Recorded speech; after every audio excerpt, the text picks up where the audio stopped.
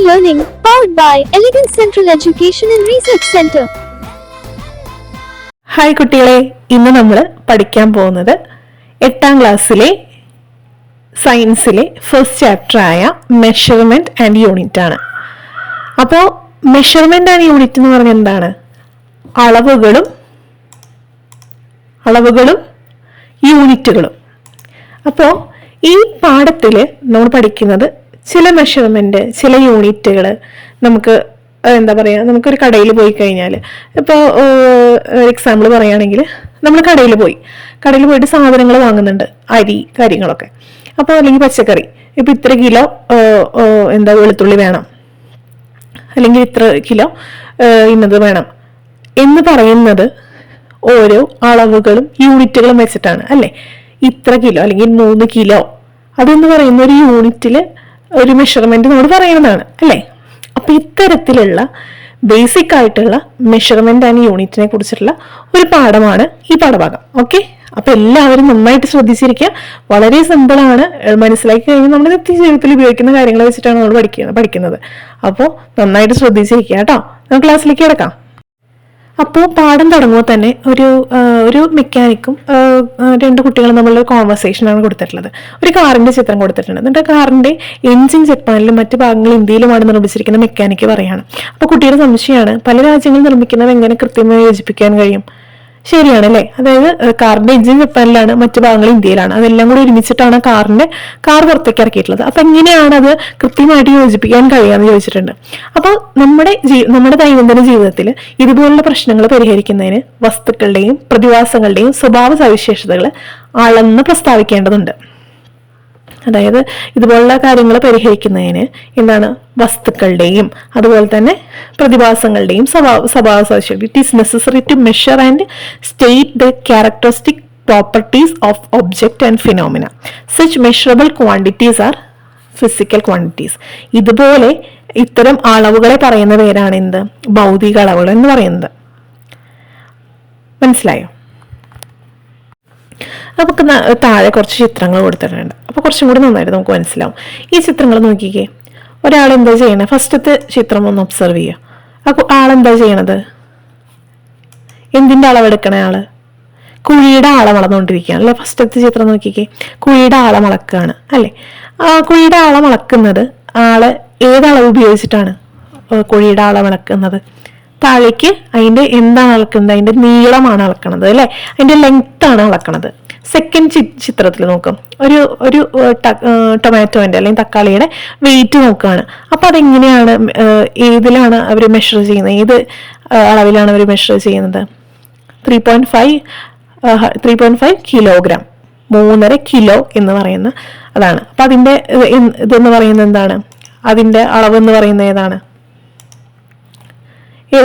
മാസാണ് അല്ലെ? തൂക്കം എന്ന് പറയുന്നത് അല്ലെങ്കിൽ അതിന്റെ അളവ് എന്ന് പറയുന്നത് മാസാണ് അല്ലെ? നെക്സ്റ്റ് അടുത്ത ചിത്രം നോക്കൂ. അടുത്ത ചിത്രത്തിൽ എന്താണ് കൊടുത്തിട്ടുള്ളത്? ഒരാളുടെ കൈയിന്റെ ഷർട്ടിന്റെ കൈയിന്റെ നീളം എടുക്കുകയാണ്. എത്ര നീളം വേണമെന്നുള്ളത് ഒരു ടൈലർ അല്ലെ? അത് എന്താണ് സൂചിപ്പിക്കുന്നത്? അതെങ്ങനെയാണ് സൂചിപ്പിക്കുന്നത്? ലെങ്ത് ആണല്ലേ എടുക്കുന്നത്, ആ കൈയിന്റെ നീളമാണ് എടുക്കുന്നത് അല്ലെ? നെക്സ്റ്റ് ചിത്രം നോക്കൂ. ഒരാള് സ്റ്റോപ്പ് വാച്ച് വെച്ചിട്ട് റേസിങ് നോക്കുകയാണ്. ഒരാൾ ഓടണതിന്റെ എത്ര ടൈം അയാൾ എടുക്കുന്നുണ്ട് എന്ന് നോക്കുകയാണ്. അപ്പൊ അതിന്റെ എന്താണ് നോക്കുന്നത്? സ്റ്റോപ്പ് വാച്ച് വെച്ചിട്ട് അയാളുടെ ടൈമാണ് നോക്കണം. ഇത്ര സമയത്തിനുള്ള അയാൾ ഓടി തീർക്കുന്നു, എത്ര സമയത്തിനുള്ള അയാൾ ഓടി തീർക്കുന്നു. അപ്പൊ അതിന്റെ ടൈമാണ് അതിന്റെ ഫിസിക്കൽ ക്വാണ്ടിറ്റി എന്ന് പറയുന്നത്. നെക്സ്റ്റ് എന്താണ്? പ്രഷർ നോക്കുകയാണ് അല്ലെ? അപ്പൊ പ്രഷറിന്റെ അതായത് മെഷറിങ് ബ്ലഡ് പ്രഷർ എത്രയുണ്ടെന്ന് മെഷർ ചെയ്യാണ്. അപ്പൊ അതിന്റെ ഫിസിക്കൽ ക്വാണ്ടിറ്റി ഏതാണ്? പ്രഷറാണ് അല്ലെ? നെക്സ്റ്റ് എന്താണ് നോക്കണത്? പനി നോക്കുകയാണ് അല്ലെ? ആ അളവ് എങ്ങനെയാണ്? അതിന്റെ ഫിസിക്കൽ ക്വാണ്ടിറ്റി എന്ന് പറയുന്നത് എന്താണ്? ടെമ്പറേച്ചർ ആണ് അല്ലെ? അതിന്റെ ഫിസിക്കൽ ക്വാണ്ടിറ്റി അല്ലെങ്കിൽ ഭൗതിക അളവ് എന്ന് പറയുന്നത് എന്താണ്? ടെമ്പറേച്ചർ ആണ്. അങ്ങനെ ഓരോ സന്ദർഭങ്ങൾക്കനുസരിച്ചും ഓരോന്നിന്റെ ഭൗതിക അളവുകൾ വ്യത്യാസപ്പെട്ടിട്ടുണ്ട്, അല്ലെങ്കിൽ ഫിസിക്കൽ ക്വാണ്ടിറ്റി ഡിഫറെന്റ് ആയിരിക്കും. ഫസ്റ്റ് ചിത്രത്തിൽ ലെങ്ത് ആണ് എടുക്കുന്നത്, എന്നാൽ സെക്കൻഡ് ചിത്രത്തിൽ ഏതാണ്? അതിന്റെ വെയിറ്റ്, അതിന്റെ മാസാണ്. പിന്നത്തെ ചിത്രത്തിൽ നീളാണ്, ലെങ്ത് ആണ്. പിന്നെ ടൈം അനുസരിച്ചിട്ടുള്ളതാണ്. പിന്നെ പ്രഷർ അനുസരിച്ചിട്ടുള്ളതാണ്, പിന്നെ നമ്മുടെ ചൂട് അല്ലെങ്കിൽ ടെമ്പറേച്ചർ അനുസരിച്ചിട്ടുള്ളതാണ്. ഇതൊക്കെയാണ് ഫിസിക്കൽ ക്വാണ്ടിറ്റി അല്ലെങ്കിൽ ഭൗതിക അളവുകൾ എന്ന് പറയുന്നത്. ഇനി നമുക്ക് അറിയാവുന്ന കുറച്ച് ഫിസിക്കൽ ക്വാണ്ടിറ്റീസിന്റെ പേര് എഴുതാൻ പറഞ്ഞിട്ടുണ്ട്. ഏതൊക്കെയാണ് നിങ്ങൾക്ക് അറിയാവുന്ന ഫിസിക്കൽ ക്വാണ്ടിറ്റീസ് എന്ന് പറഞ്ഞ്? Speed, work, power, force, volume, area, ഇതൊക്കെയാണ് നമുക്ക് അറിയാവുന്ന ഫിസിക്കൽ ക്വാണ്ടിറ്റീസ്. ഓക്കെ, നോട്ട് ചെയ്തില്ലേ? ഇനി നമ്മൾ നെക്സ്റ്റ് പഠിക്കാൻ പോകുന്നതാണ് fundamental quantities and derived quantities, അടിസ്ഥാന അളവുകളും വ്യുൽപ്പന്ന അളവുകളും. ഓക്കെ, എന്താണ് ഫണ്ടമെന്റൽ ക്വാണ്ടിറ്റീസ്? നമുക്ക് അത് ഫസ്റ്റ് നോക്കാം. നമ്മളിപ്പോൾ കുറേ ഫിസിക്കൽ ക്വാണ്ടിറ്റീസ് പഠിച്ചു ഇല്ലേ? കുറേ എണ്ണുണ്ട്. അതിൽ ഏതൊക്കെയാണ്? Length, mass, time, temperature, amount of substances, luminous intensity, അതുപോലെ ഇലക്ട്രിക് കറണ്ട് എന്നിവയെല്ലാം എന്താണ്? ഫണ്ടമെന്റൽ യൂണിറ്റ്സ് ആണ്. ഇവയെ പരസ്പരം ബന്ധപ്പെടുത്തി മറ്റെല്ലാ അളവുകളെയും പ്രസ്താവിക്കാൻ കഴിയും. ഈ അടിസ്ഥാന അളവുകളെ അല്ലെങ്കിൽ ഈ ഫണ്ടമെന്റൽ ക്വാണ്ടിറ്റീസിനെ പരസ്പരം ബന്ധപ്പെടുത്തി നമുക്ക് മറ്റളവുകൾ പ്രസ്താവിക്കാൻ കഴിയും. ഓക്കെ, മനസ്സിലായോ? അപ്പൊ എന്താണ് ഫണ്ടമെന്റൽ ക്വാണ്ടിറ്റീസ് എന്ന് പറഞ്ഞാൽ? പരസ്പരം ബന്ധമില്ലാതെ നിൽക്കുന്നതും മറ്റളവുകൾ ഉപയോഗിച്ച് പ്രസ്താവിക്കാൻ കഴിയാത്തതുമായ അളവുകളാണ് അടിസ്ഥാന അളവുകൾ. അടിസ്ഥാന അളവുകൾ ഉപയോഗിച്ചിട്ട് നമുക്ക് ബാക്കിയുള്ള അളവുകൾ കണ്ടെത്താൻ പറ്റും. പക്ഷേ മറ്റളവുകൾ ഉപയോഗിച്ചിട്ട് നമുക്ക് പ്രസ്താവിക്കാൻ ഈ അളവുകളെ ഫണ്ടമെന്റൽ ക്വാണ്ടിറ്റീസും നമുക്ക് പ്രസ്താവിക്കാൻ കഴിയില്ല. മനസ്സിലായോ? ഇതിനെയാണ് എന്താ അടിസ്ഥാന അളവുകൾ അഥവാ ഫണ്ടമെന്റൽ ക്വാണ്ടിറ്റീസ് എന്ന് പറയുന്നത്. ഓക്കെ, ടീച്ചർ ഒന്നും കൂടി വായിക്കാം. എന്താണ് fundamental quantities? Fundamental quantities R quantities that exist independently and cannot be expressed in terms of other quantities and cannot be expressed in terms of other quantities. other quantities വെച്ചിട്ട് അല്ലെങ്കിൽ other അളവുകൾ വെച്ചിട്ട് മറ്റളവുകൾ വെച്ചിട്ട് നമുക്ക് ഇതിനെ ഈ ഫണ്ടമെന്റൽ ക്വാണ്ടിറ്റീസിനെ എക്സ്പ്രസ് ചെയ്യാൻ പറ്റില്ല. പക്ഷേ ഫണ്ടമെന്റൽ ക്വാണ്ടിറ്റീസ് വെച്ചിട്ട് നമുക്ക് അതർ ക്വാണ്ടിറ്റീസ് മറ്റളവുകളെ നമുക്ക് പ്രസ്താവിക്കാൻ കഴിയുമെന്നാണ് പറയുന്നത്. ഏതൊക്കെയാണ് ഫണ്ടമെന്റൽ ക്വാണ്ടിറ്റീസ് നമ്മളിപ്പോൾ പഠിച്ചത്? എന്തൊക്കെയാണ് ഒന്ന് പറഞ്ഞേ?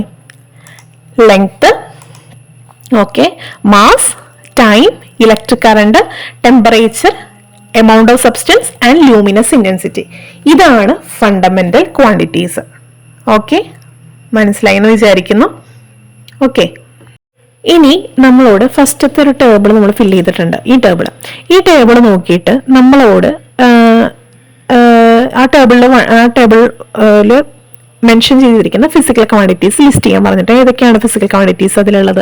ലെങ്ത് ഉണ്ട്, മാസ് ഉണ്ട്, ടൈം ഉണ്ട്, പിന്നെ ഏതാ? ടെമ്പറേച്ചർ അല്ലേ? അപ്പൊ അത് ഒന്ന് നോട്ട് ചെയ്തേക്കോട്ടോ. ഓക്കെ, നമ്മുടെ നിത്യജീവിതത്തിൽ ഈ ഫണ്ടമെന്റൽ ക്വാണ്ടിറ്റീസ് മാത്രമാണോ ഉപയോഗിക്കുന്നത്, നമ്മൾ യൂസ് ചെയ്യുന്നത്? ഈ താഴെ കൊടുത്തിരിക്കുന്ന കുറച്ച് സിറ്റുവേഷൻസ് നോക്കാം. അതിലത്തെ ഫിസിക്കൽ ക്വാണ്ടിറ്റീസ് ഏതൊക്കെയാണെന്ന് നമുക്ക് നോക്കാം. ഫസ്റ്റത്തെ ചിത്രം നോക്കാം. എന്താണ് അതില്? Painting, for painting the wall paint ചെയ്യാൻ വേണ്ടിയിട്ടാണ് അല്ലേ? വാൾ പെയിന്റ് ചെയ്യാൻ വേണ്ടിയിട്ട് അവർ എന്താണ് എടുത്തിട്ടുള്ളത്? ഏരിയ ആണ് എടുക്കണേ അല്ലെ? ഏരിയ അല്ലെ? ഇത്ര ഏരിയയിലേക്ക് അവർക്ക് പെയിന്റ് ചെയ്യണം, ഇത്ര ഏരിയ അവർ കവർ ചെയ്യണം, പെയിന്റ് ചെയ്യണം. അപ്പൊ അവിടെ എടുക്കുന്ന ഫിസിക്കൽ ക്വാണ്ടിറ്റി ഏതാണ്? ഏരിയ ആണ്. അപ്പൊ സെക്കൻഡ് അതിൽ എന്താണ്? ഒരു ഗ്ലാസ്സിലേക്ക് വാട്ടർ ഫില്ല് ചെയ്യാണ് അല്ലെ? അപ്പൊ അതിന്റെ എന്താണ് എടുക്കണത്? അതിന്റെ വോളിയം ആണ് അല്ലേ? ഇത്ര വോളിയം, ഇത്ര അതിൽ കൊള്ളുന്നുണ്ട്, ഇത്ര വോളിയം ആണ് എടുക്കുന്നത്. തേർഡ് പിക്ചർ നോക്കിക്കേ. അതിലും എന്താണ്? വോളിയം ആണ് അല്ലേ? ഉള്ളിലത്തെ അളവാണ് അല്ലെ? വോളിയം. അതിലെത്ര ക്വാണ്ടിറ്റി കൊള്ളും, എത്ര മരുന്ന് കൊള്ളും അല്ലെങ്കിൽ എത്ര വെള്ളം കൊള്ളും, അതിന്റെ വോളിയം ആണ് എടുക്കുന്നത്. ഓക്കെ, മനസ്സിലായോ? അപ്പൊ നമ്മൾക്ക് താഴെ ഒരു ടേബിൾ കൊടുത്തിട്ടുണ്ട്. ഈ ടേബിൾ ഫില്ല് ചെയ്യാൻ പറഞ്ഞിട്ടുണ്ട്. ഈ ചിത്രങ്ങൾ വെച്ചിട്ട് ഈ ടേബിൾ ഫില്ല് ചെയ്യാൻ പറഞ്ഞിട്ടുണ്ട്. ഫസ്റ്റത്തെ എന്താ നമ്മൾ പറഞ്ഞത്? ഫോർ പെയിന്റിങ് ദ വോൾ ആണ് അല്ലെ? വോള് പെയിന്റ് ചെയ്യാൻ വേണ്ടിയിട്ട് നമ്മൾ ഏത് ഫിസിക്കൽ ക്വാണ്ടിറ്റിയാണ് യൂസ് ചെയ്തത്? ഏരിയ ആണ് അല്ലെ? ഏരിയ കണ്ടെത്താൻ വേണ്ടിയിട്ട് എങ്ങനെയാണ് അത് ഏരിയ കണ്ടെത്തുന്നത്? Area is equal to length into width ആണ് അല്ലെ?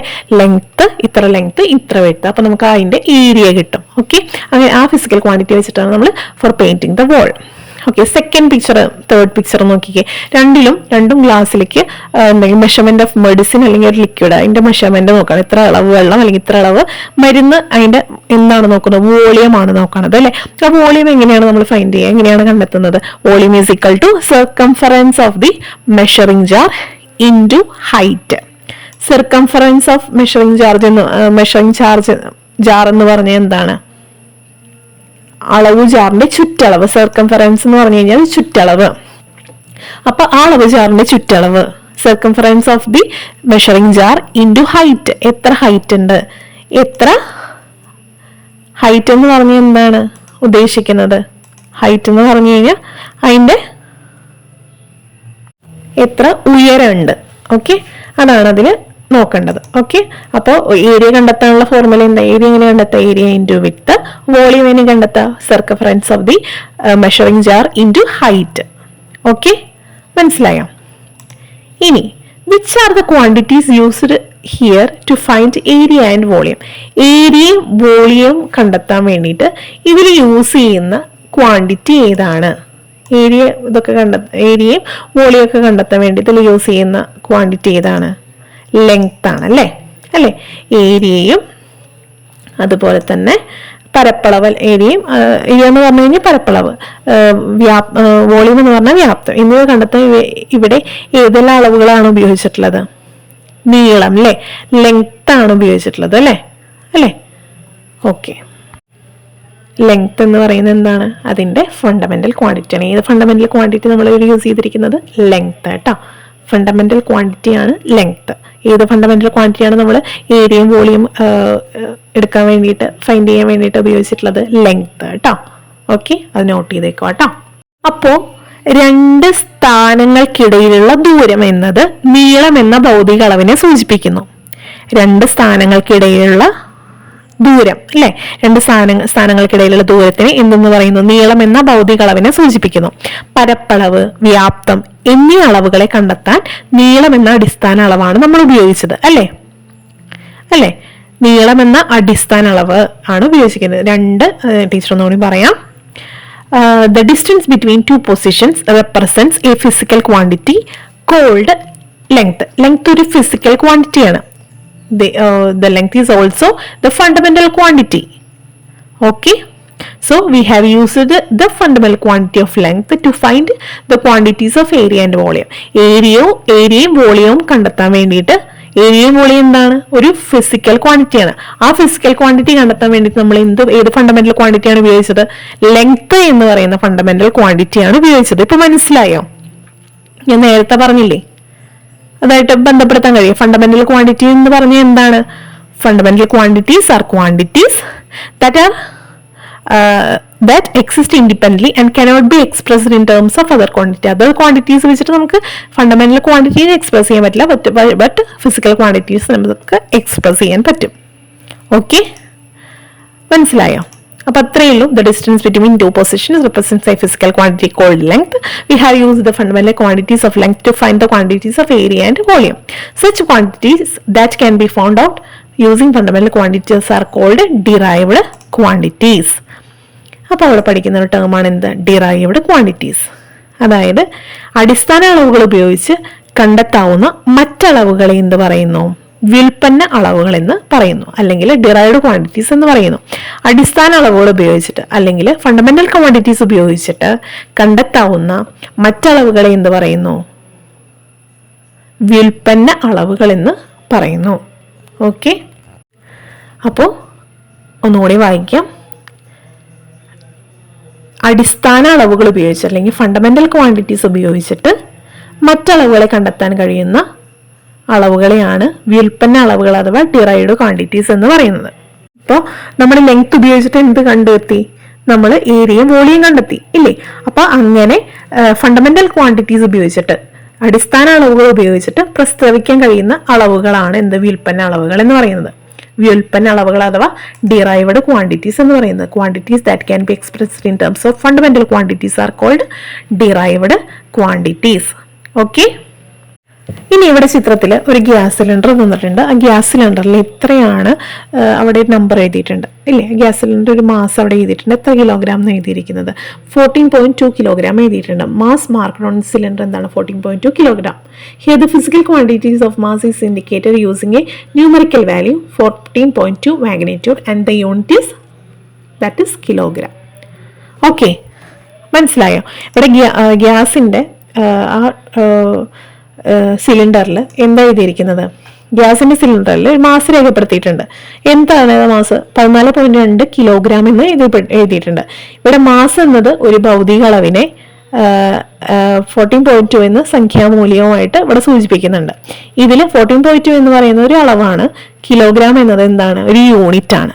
ഓക്കെ, മനസ്സിലായോ? അപ്പൊ മാസ് എന്ന അളവിനെ 14.2 എന്ന സംഖ്യാമൂല്യവും അതുപോലെ കിലോഗ്രാം എന്ന യൂണിറ്റ് ഉപയോഗിച്ചിട്ടാണ് സൂചിപ്പിച്ചിരിക്കുന്നത്.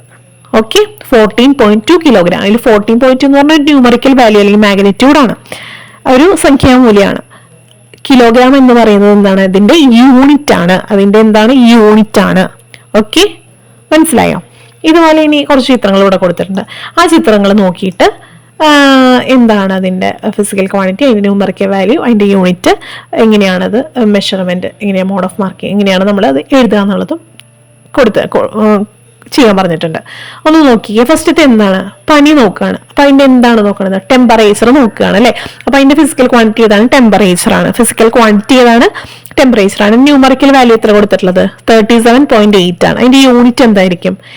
പനി എങ്ങനെയാണ് നമ്മൾ അളക്കുന്നത്? ഡിഗ്രി സെൽഷ്യസ് അല്ലെങ്കിൽ സെൽഷ്യസ് എന്ന യൂണിറ്റിലാണ് അളക്കുന്നത്. ഇത്ര ഡിഗ്രി സെൽഷ്യസ് ആണ് അതിന്റെ യൂണിറ്റ് എന്ന് പറയുന്നത്. അപ്പോൾ മോഡ് ഓഫ് മാർക്കിംഗ് എന്ന് പറഞ്ഞാൽ 37.8 ഡിഗ്രി സെൽഷ്യസ്. ഡിഗ്രി സെൽഷ്യസ് ടെമ്പറേച്ചറിന്റെ unit degree Celsius. Okay, next ഒരു കുട്ടിയുടെ ഹൈറ്റ് നോക്കാം. നെക്സ്റ്റ് ചിത്രത്തിൽ ഹൈറ്റ് ഓഫ് എ ബോയ്.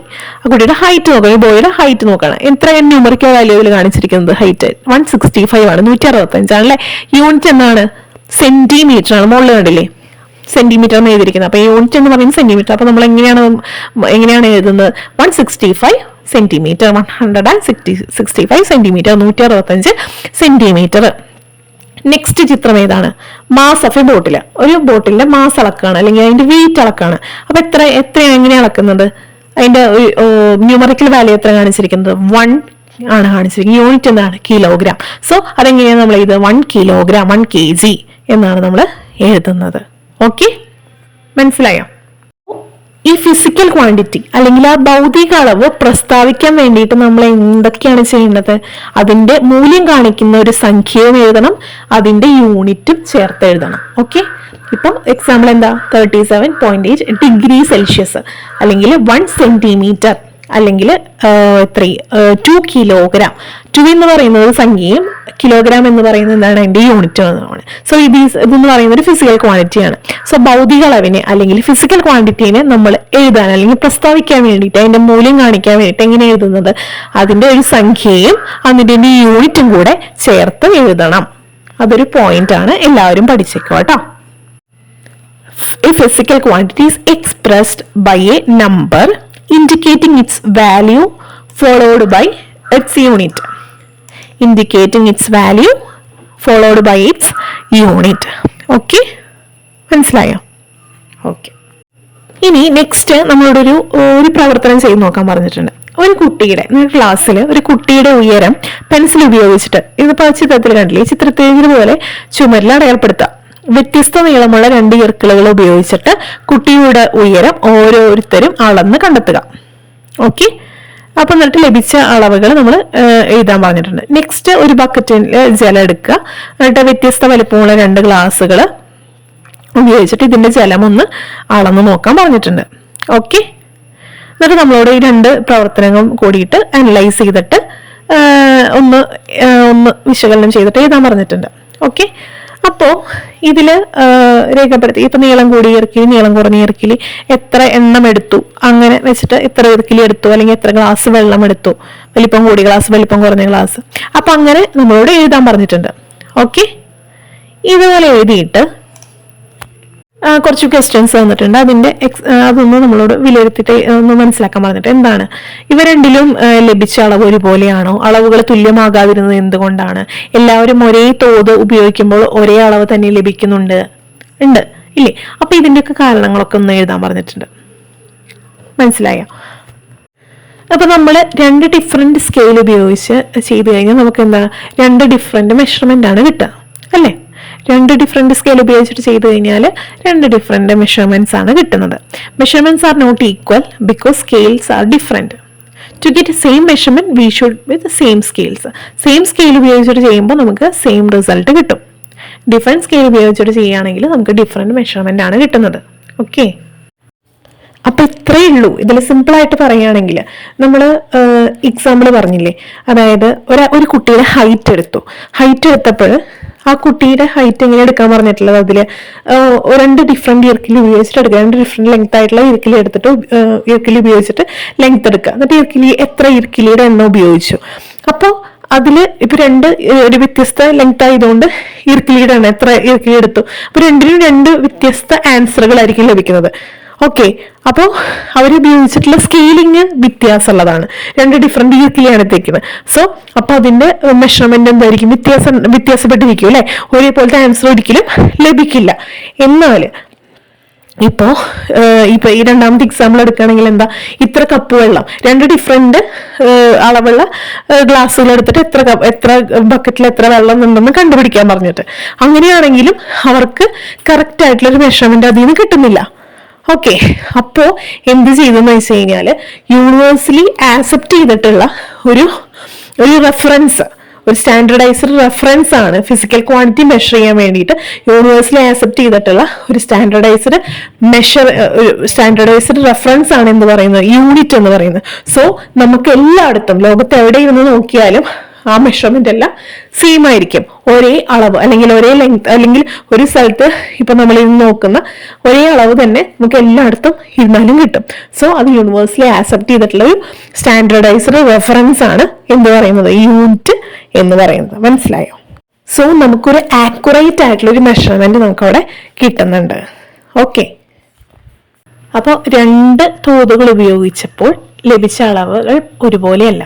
അപ്പോൾ തോതുകൾ ഒരുപോലെ അല്ലാത്തത് കൊണ്ട് അളവുകൾ തുല്യമാകാതിരുന്നു അല്ലെ.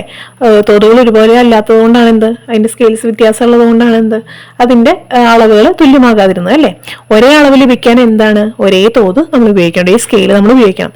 ഇങ്ങനെ ഒരു ഭൗതിക അളവിനെ കൃത്യമായി പ്രസ്താവിക്കാൻ, അല്ലെങ്കിൽ ഒരു ഫിസിക്കൽ ക്വാണ്ടിറ്റീനെ കൃത്യമായിട്ട് പ്രസ്താവിക്കാൻ ലോകമെമ്പാടും അംഗീകരിച്ചിട്ടുള്ള ഒരു തോതാണ് എന്ത്, യൂണിറ്റ് എന്ന് പറയുന്നത്. Okay, a unit is a standardized reference accepted universally to measure a physical quantity. Okay, മനസ്സിലായോ? A unit is a standardized reference accepted universally to measure a physical quantity. Physical quantity അല്ലെങ്കിൽ ഭൗതിക അളവിനെ കൃത്യമായിട്ട് പ്രസ്താവിക്കാൻ ലോകമെമ്പാടും അംഗീകരിച്ചിട്ടുള്ള ഒരു തോതാണ് എന്ത്, യൂണിറ്റ് എന്ന് പറയുന്നത്. നമ്മുടെ മുൻകാലങ്ങളിൽ പണ്ട് കാലത്തൊക്കെ നമ്മൾ ഉപയോഗിച്ചിരുന്ന ഫിസിക്കൽ ക്വാണ്ടിറ്റീസ് ഏതൊക്കെയാണ് അറിയാമോ? നോക്കാം നമുക്ക്. പാസ്റ്റിൽ അല്ലെങ്കിൽ വളരെ പണ്ട് നമ്മൾ ഉപയോഗിച്ചിരിക്കുന്ന ഫിസിക്കൽ ക്വാണ്ടിറ്റീസ് ആണ് ഫൂട്ട്, ക്യൂബിറ്റ്, ഹാൻഡ് സ്പാൻ. അതായത് 1 അടി, 1 മുഴം, 1 ചാൺ, ഇതൊക്കെയാണ് അതിന്റെ അളവുകൾ എന്ന് പറയുന്നത്. പണ്ട് കാലത്ത് നമ്മൾ ലെങ്ത് മെഷർ ചെയ്യാൻ വേണ്ടിയിട്ട് ഉപയോഗിച്ചിരിക്കുന്ന കുറച്ച് അളവുകളാണ് ഇതൊക്കെ. എന്ത്, 1 അടി, 1 മുഴം, 1 ചാൺ എന്ന് പറഞ്ഞ് ഉപയോഗിക്കുന്നത്. മനസ്സിലായോ? 1 മുഴം, നമ്മുടെ മുല്ലപ്പൂവൊക്കെ കോർത്ത് മുല്ലപ്പൂവൊക്കെ തളിച്ച് 1 മുഴം മുല്ലപ്പൂ എന്നൊക്കെ നമ്മൾ എപ്പോഴും പറയാറുണ്ട് അല്ലെ. അല്ലെങ്കിൽ ഇത്ര സെന്റിമീറ്റർ മുല്ലപ്പൂ എന്നൊന്നും നമ്മൾ പറയില്ല. 1 മുഴം എന്ന് പറയുന്നത്, ഈ 1 മുഴം എന്ന് പറയുന്നത് അവർ കൈയിന്റെ ഇവിടെ വെച്ചിട്ടാണ് അവർ അളക്കുന്നത്. നമ്മളും ചോദിച്ചിട്ടുണ്ട് ഇത് എങ്ങനെ സ്കെയിലിലാണ്ടൊക്കെ ഇങ്ങനെ അളക്കുന്നത്. അപ്പൊ ഒരു പണ്ട് കാലത്തൊക്കെ ലെങ്ത് അളക്കാൻ വേണ്ടിയിട്ട് ഉപയോഗിക്കുന്ന ഒരു ഇതാണ് എന്ത്, മുഴം എന്ന് പറയുന്നത്. അപ്പൊ 1 മുഴം എന്ന് പറഞ്ഞാൽ ഇതാണ് ഒരു ഹാൻഡിന്റെ 1 ക്യൂബിറ്റ്. ഓക്കെ. ഒരു ഹാൻഡ് സ്പാൻ എന്ന് പറഞ്ഞാൽ 1 ചാൺ എന്ന് പറയുന്നത്. 1 ഫീറ്റ് എന്ന് പറഞ്ഞാൽ 1 അടി. ഓക്കെ. ഇതൊക്കെയാണ് പണ്ട് കാലത്ത് ലെങ്ത് മെഷർ ചെയ്യാൻ വേണ്ടിയിട്ട് ഉപയോഗിച്ചിട്ടുള്ള ഫിസിക്കൽ ക്വാണ്ടിറ്റീസ്. ഓക്കെ, യൂണിറ്റുകൾ. ഓക്കെ. ഇപ്പോൾ നമ്മോട് ചോദിച്ചിട്ടുണ്ട് ഓരോ പ്രദേശങ്ങളിലും പല യൂണിറ്റുകൾ ഉപയോഗിക്കുമ്പോഴുള്ള പ്രശ്നങ്ങൾ എന്തൊക്കെയാണ്. Problems in using different units in different regions. Different റീജിയൻസിൽ പല യൂണിറ്റുകൾ ഉപയോഗിക്കുന്നതുകൊണ്ടുള്ള പ്രശ്നങ്ങൾ എന്തൊക്കെയാണ്. ഓരോ പ്രദേശങ്ങളിലും പല യൂണിറ്റുകൾ ഉപയോഗിക്കാനുള്ള പ്രശ്നങ്ങൾ എന്തൊക്കെയാണ്. Problem of accuracy or clarity. Problem of accuracy or clarity എന്ന് പറഞ്ഞു കഴിഞ്ഞാൽ കൃത്യത കുറവ്. നമുക്ക് എത്ര ക്ലാരിറ്റിയിൽ നമുക്കത് കിട്ടത്തില്ല. Difficult to analyse and compare measurements. എന്താണ്, ഏകീകരിക്കാൻ പ്രയാസം. Difficult to analyse and compare measurements. നമുക്ക് രണ്ടായിട്ട് തന്നെ കിടക്കുന്നത്. മെഷർമെന്റ്സ് ഒന്നും നമുക്ക് കമ്പയർ അല്ലെങ്കിൽ അനലൈസ് ചെയ്യാൻ സാധിക്കില്ല. Lack of uniformity and international communication. നമുക്ക് അളവുകൾ വിശകലനം ചെയ്യാൻ പ്രയാസമായിരിക്കും. നമുക്കൊരു കമ്മ്യൂണിക്കേഷൻ, നമുക്കൊരു ആളെ ഇപ്പൊ നമുക്കൊരു ചുരിദാർ, ഇപ്പൊ നമുക്ക് US ഇരിക്കുന്ന ഒരാൾക്ക് ഇവിടെ നിന്നൊരു ഡ്രസ്സ് തയ്ക്കണമെന്ന് വെച്ച് കഴിഞ്ഞാൽ കേരളത്തിൽ നിന്നൊരു ഡ്രസ്സ്, ഇപ്പോൾ കമ്മ്യൂണിക്കേഷൻ, ഇന്റർനാഷണൽ കമ്മ്യൂണിക്കേഷൻ തന്നെ നമുക്കൊരു യൂണിഫോമിറ്റി ഉണ്ടാവില്ല. ഓക്കെ. അപ്പൊ അതിനൊക്കെ വേണ്ടിയിട്ടാണ് നമ്മൾ ഫണ്ടമെന്റൽ യൂണിവേഴ്സലി ആക്സെപ്റ്റഡ് ആയിട്ടുള്ള ഇത് വെച്ചിട്ടുള്ള എന്താണ് യൂണിറ്റ് എന്ന് പറയുന്നത്. Unit is a standardised reference accepted universally to measure physical quantities. Okay, മനസ്സിലായോ? അപ്പൊ മറ്റു പല രാജ്യങ്ങളിലും പലതരം യൂണിറ്റുകളാണ്. ഇപ്പൊ കേരളത്തിൽ നമ്മുടെ നാട്ടിൽ തന്നെ അടി, മുഴം, ചാണം എന്നൊക്കെ പറഞ്ഞിട്ടാണ് നമ്മൾ യൂണിറ്റുകൾ പണ്ടൊക്കെ ഉപയോഗിച്ചിരുന്നത്. മറ്റു രാജ്യങ്ങളും പല യൂണിറ്റുകളാണ് ഉപയോഗിച്ചിരുന്നത്. ഓക്കെ, അപ്പൊ ഇതിന്റെ പ്രായോഗിക പ്രശ്നങ്ങളാണ് നമ്മളിപ്പോൾ പറഞ്ഞില്ലേ, കൃത്യത കുറവ് അല്ലെങ്കിൽ ആക്യുറസിയുടെ കുറവ്. പിന്നെന്തൊക്കെയായിരുന്നു നമ്മൾ പറഞ്ഞത്? problem of accuracy or clarity, difficult to analyze and compare measurements, lack of uniformity and international communication. ഇതിലൊക്കെ പ്രോബ്ലംസ് വരും അല്ലേ? ഓരോ സ്ഥലത്തും ഓരോ യൂണിറ്റ് ആണെങ്കിൽ നമ്മൾ എങ്ങനെയാണ് നമുക്ക് കമ്മ്യൂണിക്കേഷൻ തന്നെ പ്രശ്നം വരും അല്ലേ? എന്നാൽ ഇന്ന് നീളം അളക്കാൻ വേണ്ടിയിട്ട് ഈ ലോകത്തെല്ലായിടത്തും ഏത് യൂണിറ്റാണ് ഉപയോഗിക്കുന്നത്? മീറ്റർ എന്ന യൂണിറ്റ് ആണ് ഉപയോഗിക്കുന്നത്. ഇതുപോലെ മറ്റെല്ലാ ഭൗതിക അളവുകൾക്കും ലോകമെമ്പാടും അംഗീകരിച്ച യൂണിറ്റുകളുണ്ട്. ഇത് യൂണിറ്റുകളുടെ അന്താരാഷ്ട്ര പദ്ധതി എന്നറിയപ്പെടുന്നു. ഇന്റർനാഷണൽ സിസ്റ്റം ഓഫ് യൂണിറ്റ്സ് എന്നല്ലെങ്കിൽ SI യൂണിറ്റ്സ് എന്ന് അറിയപ്പെടുന്നു. ഇതിന്റെ ചുരുക്കെഴുത്താണ് എന്ത്? SI യൂണിറ്റുകൾ. SI യൂണിറ്റുകൾ ഉപയോഗിക്കുമ്പോൾ ലോകത്തെല്ലാവർക്കും ഒരേ അളവ് തന്നെ ലഭിക്കുന്നു. ഇപ്പൊ മനസ്സിലായോ? അപ്പൊ നമ്മൾ മുന്നേ പഠിച്ചത് എന്താണ്? എല്ലാവർക്കും ഇപ്പോ ഇതൊക്കെ പലതരം ഇപ്പൊ ഈർക്കിൽ ഉപയോഗിച്ചിട്ട് അല്ലെങ്കിൽ വലിപ്പം കൂടിയ ഗ്ലാസ്, വലിപ്പം കുറഞ്ഞ ഗ്ലാസ്, എത്ര ഗ്ലാസ് എടുത്തു, അല്ലെങ്കിൽ ചെറിയ ഇർക്കിലി, വലിയ ഇർക്കിലി, അതിന്റെ നീളം അളക്കാൻ വേണ്ടി. അപ്പൊ പലതരം അളവുകളാണ് അതിലൊക്കെ കിട്ടിയിരുന്നത് അല്ലെ? ഒരു കറക്റ്റ് ആയിട്ട് ഒരു അളവ് നമുക്ക് മെഷർ ചെയ്യാൻ പറ്റുന്നില്ല, ഇല്ല. അപ്പോ ഇങ്ങനെ ലോകത്തെല്ലായിടത്തും ഒരുപോലെ നമുക്ക് മെഷർ ചെയ്യാൻ വേണ്ടിയിട്ട് ലോകമെമ്പാടും അംഗീകരിച്ച കുറച്ച് യൂണിറ്റുകളുണ്ട്. ഇത്തരം യൂണിറ്റുകളെ പറയുന്ന പേരാണ് SI യൂണിറ്റ് അല്ലെങ്കിൽ ഇന്റർനാഷണൽ സിസ്റ്റം ഓഫ് യൂണിറ്റ് അല്ലെങ്കിൽ യൂണിറ്റുകളുടെ അന്താരാഷ്ട്ര പദ്ധതി എന്ന് പറയുന്നത്. ഓക്കെ, അതിന്റെ യൂണിറ്റിന്റെ ചുരുക്കെഴുത്താണ് എന്ത്? SI എന്ന് പറയുന്നത്. ഓക്കെ, അപ്പോൾ എക്സാമ്പിൾ പറയുകയാണെങ്കിൽ നീളം അളക്കാൻ വേണ്ടിയിട്ട് ലോകത്തെല്ലായിടത്തും ഒരേ യൂണിറ്റാണ് ഉപയോഗിക്കുന്നത്. ഏതാണ്? മീറ്റർ ആണ് ഉപയോഗിക്കുന്നത്. ഇതുപോലെ മറ്റെല്ലാ ഭൗതിക അളവുകൾക്കും എന്തെങ്കിലും ലോകമെമ്പാടും അംഗീകരിച്ചിട്ടുള്ള യൂണിറ്റുകളുണ്ട്. ഓക്കെ, ഇതിനെയാണ് പറയുന്നത് SI യൂണിറ്റ് അല്ലെങ്കിൽ system of unit, international system of units. Okay, മനസ്സിലായോ? അപ്പൊ നമുക്ക് യൂണിറ്റുകൾ SI യൂണിറ്റുകൾ ഉപയോഗിക്കുമ്പോൾ എല്ലായിടത്തും ലോകത്തെല്ലായിടത്തും എന്ത് അളവ് ലഭിക്കുന്നു? ഒരേ അളവ് തന്നെ ലഭിക്കുന്നു. ഓക്കെ, ഇപ്പൊ നമ്മള് തുടക്കത്തില് ഒരു കോൺവെർസേഷൻ കണ്ടിരുന്നില്ലേ? ടീച്ചർ പറഞ്ഞില്ലേ പാഠം എടുത്തു തുടങ്ങുമ്പോൾ നമുക്ക് അതിന്റെ കോൺവെർസേഷൻ ആൻസർ കിട്ടുന്നു. എന്താണ്? അതായത് എല്ലാ വാഹനങ്ങളുടെയും ഉപകരണങ്ങളെല്ലാം പല ഭാഗങ്ങളും വ്യത്യസ്ത രാജ്യങ്ങൾ നിർമ്മിച്ചാലും ലോകത്തിന്റെ ഏത് കോണയിലുള്ള ഫാക്ടറിയിലും അതിനെ കൃത്യമായിട്ട് യോജിപ്പിക്കാൻ സാധിക്കുന്നത് എങ്ങനെയാണ്? ഇതുകൊണ്ടാണ് അല്ലെ? എല്ലായിടത്തും അംഗീകരിച്ചിട്ടുള്ള യൂണിറ്റുകൾ ഉപയോഗിച്ചിട്ട് അല്ലെങ്കിൽ ഇത്ര യൂണിറ്റ് അല്ലെങ്കിൽ ഇത്ര അഭൗതിക അളവുകൾ ഉപയോഗിച്ചിട്ടൊക്കെയാണ് നമുക്ക് കൃത്യമായിട്ട് അതിന്റെ ഭാഗങ്ങളൊക്കെ പല രാജ്യങ്ങൾ നിർമ്മിച്ചാലും അതിനെ കൃത്യമായിട്ട് നമുക്ക് യോജിപ്പിക്കാൻ കഴിയുന്നത്. മനസ്സിലായോ?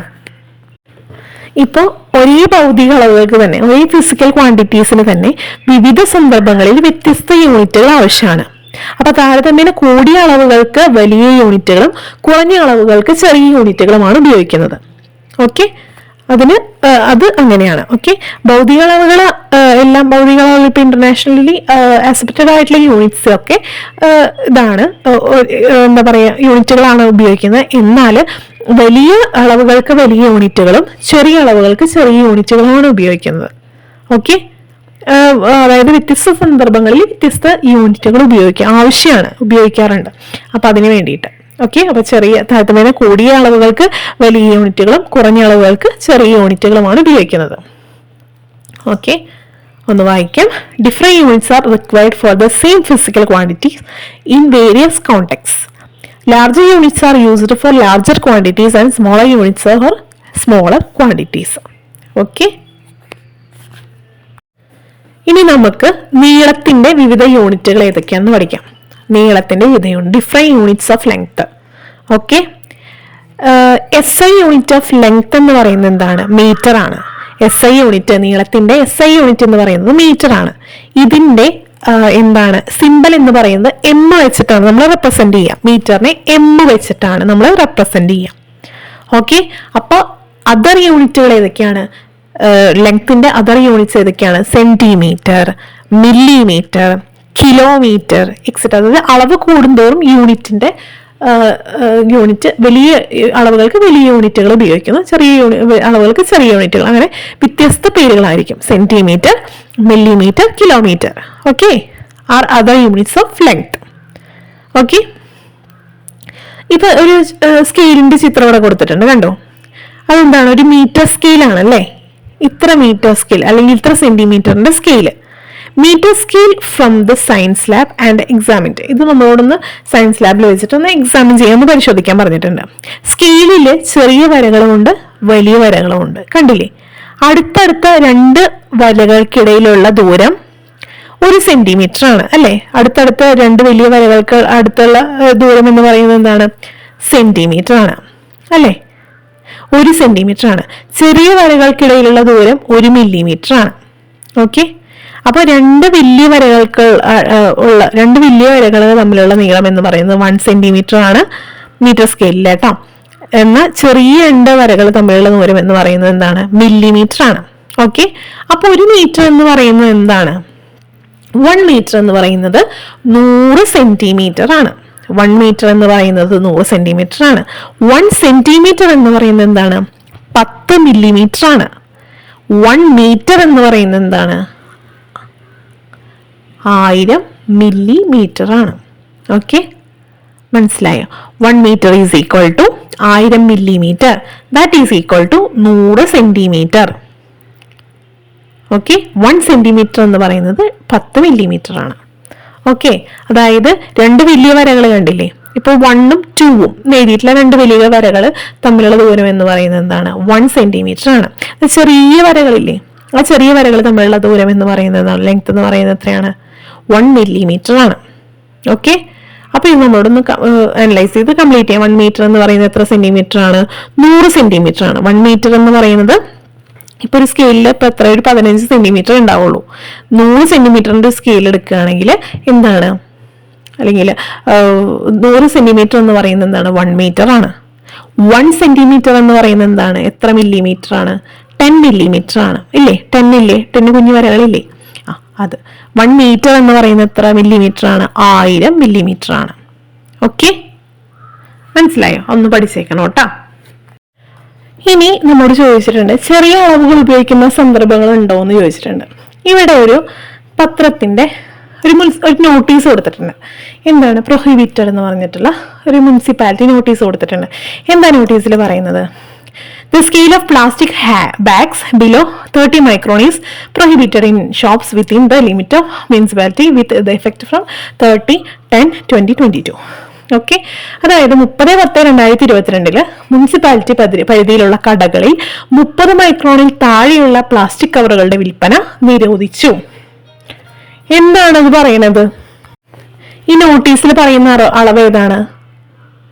മൈക്രോൺ ആണ് അല്ലെ? ഓക്കെ, ഈ മൈക്രോൺ എന്നത് മൈക്രോമീറ്ററിന്റെ ചുരുക്കപ്പേരാണ്.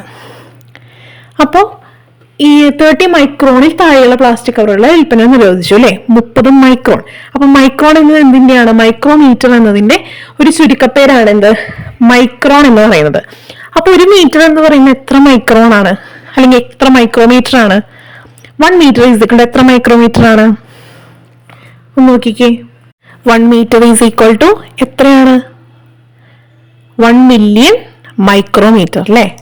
1 മില്യൺ മൈക്രോമീറ്റർ. അതാണ് എന്ത്? 1 മീറ്റർ എന്ന് പറയുന്നത്. ഓക്കെ, ഇപ്പൊ നമ്മൾ മീറ്ററിന്റെ കേസുകളൊക്കെ പറഞ്ഞു. മീറ്ററിനേക്കാൾ വലിയ യൂണിറ്റുകൾ ഉപയോഗിക്കേണ്ട സന്ദർഭങ്ങളും ഉണ്ടല്ലോ ഇല്ലേ? മീറ്ററിനേക്കാൾ വലിയ മീറ്ററുകൾ ഉപയോഗിക്കേണ്ട സന്ദർഭം, വലിയ യൂണിറ്റുകൾ ഉപയോഗിക്കേണ്ട സന്ദർഭങ്ങളില്ലേ? ഇപ്പൊ ഒരു പോസ്റ്റർ ഇവിടെ കണ്ടു. ഒരു പോസ്റ്റ് വെച്ചിരിക്കുന്നത് എന്താ? റോഡരികിലുള്ള ഒരു സൈൻ ബോർഡിന്റെ കിലോമീറ്റർ എന്ന് അടയാളപ്പെടുത്തിയിട്ട് കിലോമീറ്റർ എന്നത് ഒരു പ്രതീകമാണ്. ഓക്കെ, അപ്പൊ കിലോമീറ്റർ അടയാളപ്പെടുത്തിയത് കണ്ടില്ലേ? 13 കിലോമീറ്റർ. അപ്പൊ 1 കിലോമീറ്റർ എന്ന് പറയുന്നത് എന്താണ്? 1 kilometre is equal to 1000 metre ആണ്.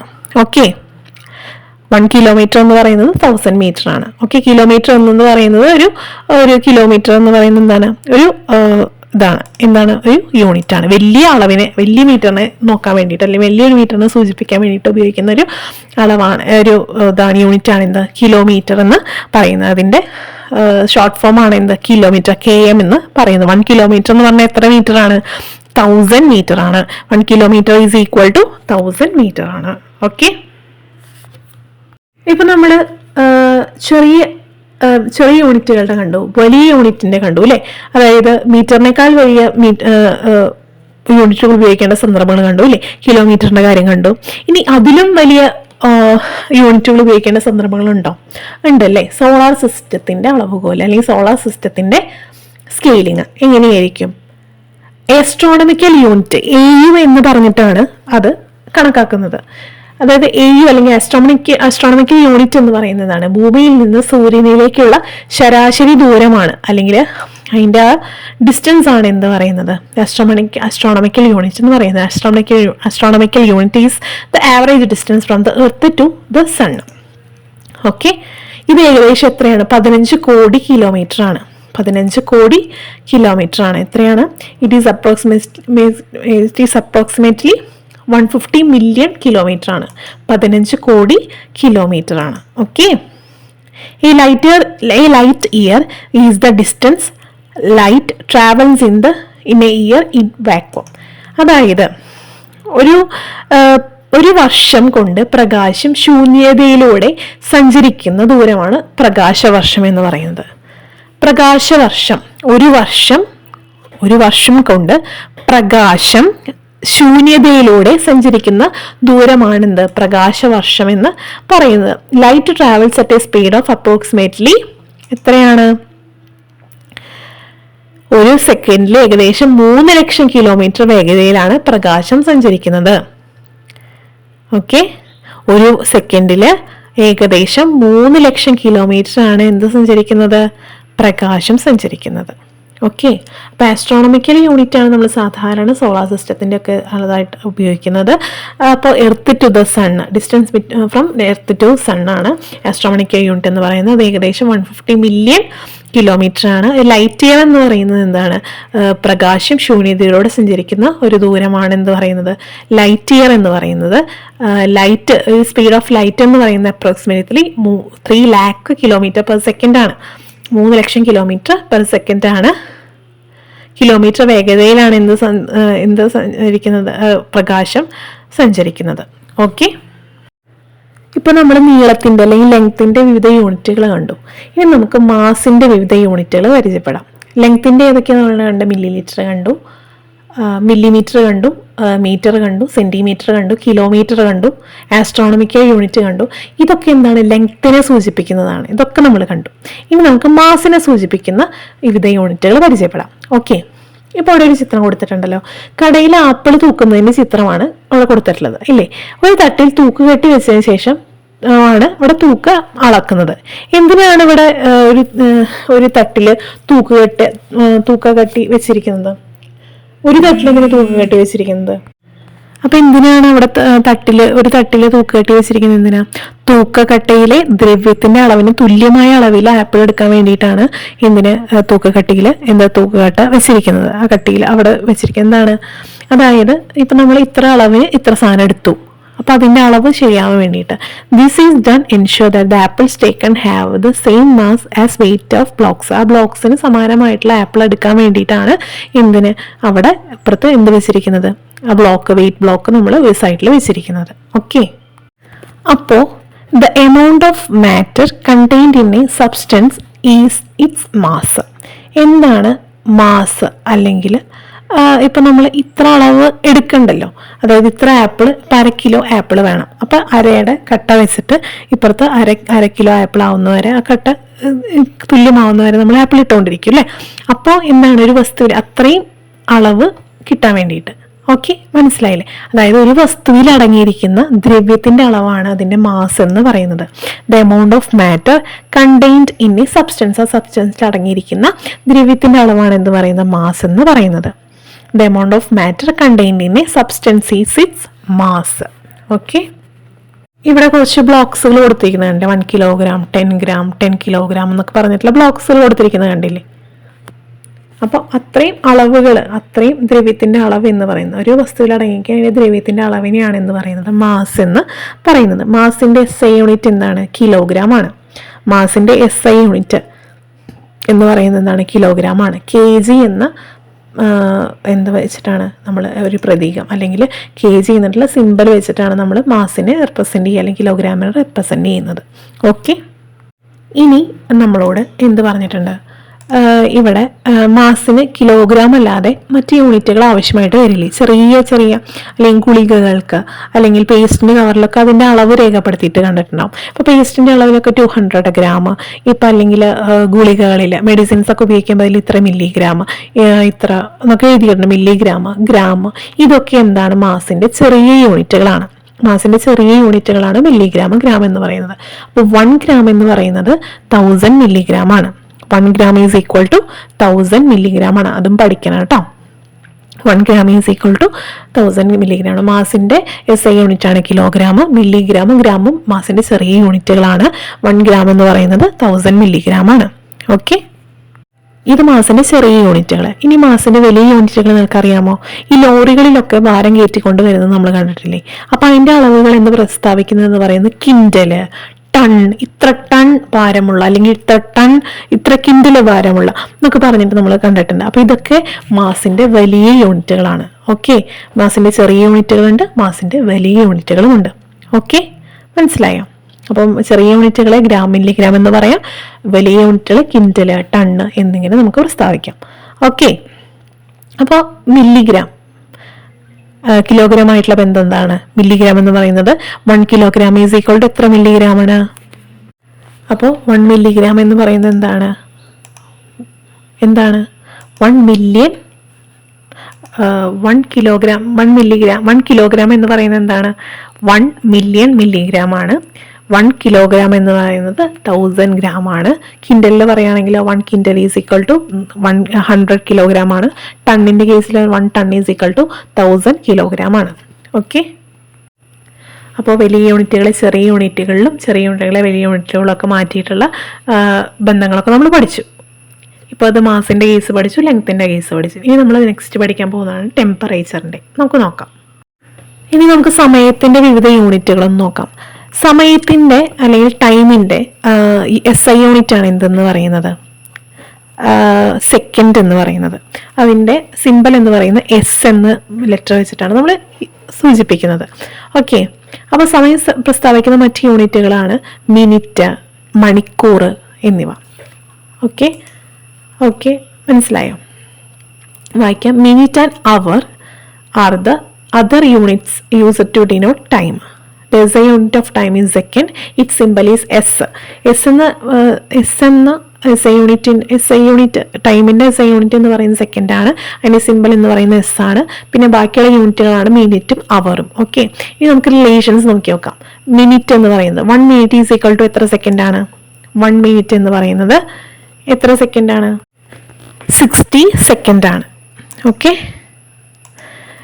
1 അവർ ഈസ് ഈക്വൽ ടു എത്ര സെക്കൻഡ് ആണ്? 1 അവർ എന്ന് പറഞ്ഞാൽ എത്ര മിനിറ്റ് ആണ്? 1 അവറിൽ എത്ര മിനിറ്റ് ഉണ്ട്? 60 മിനിറ്റ് ഉണ്ട്. എത്ര സെക്കൻഡ് ആണ്? 36,000 സെക്കൻഡ് ആണ്. 3600.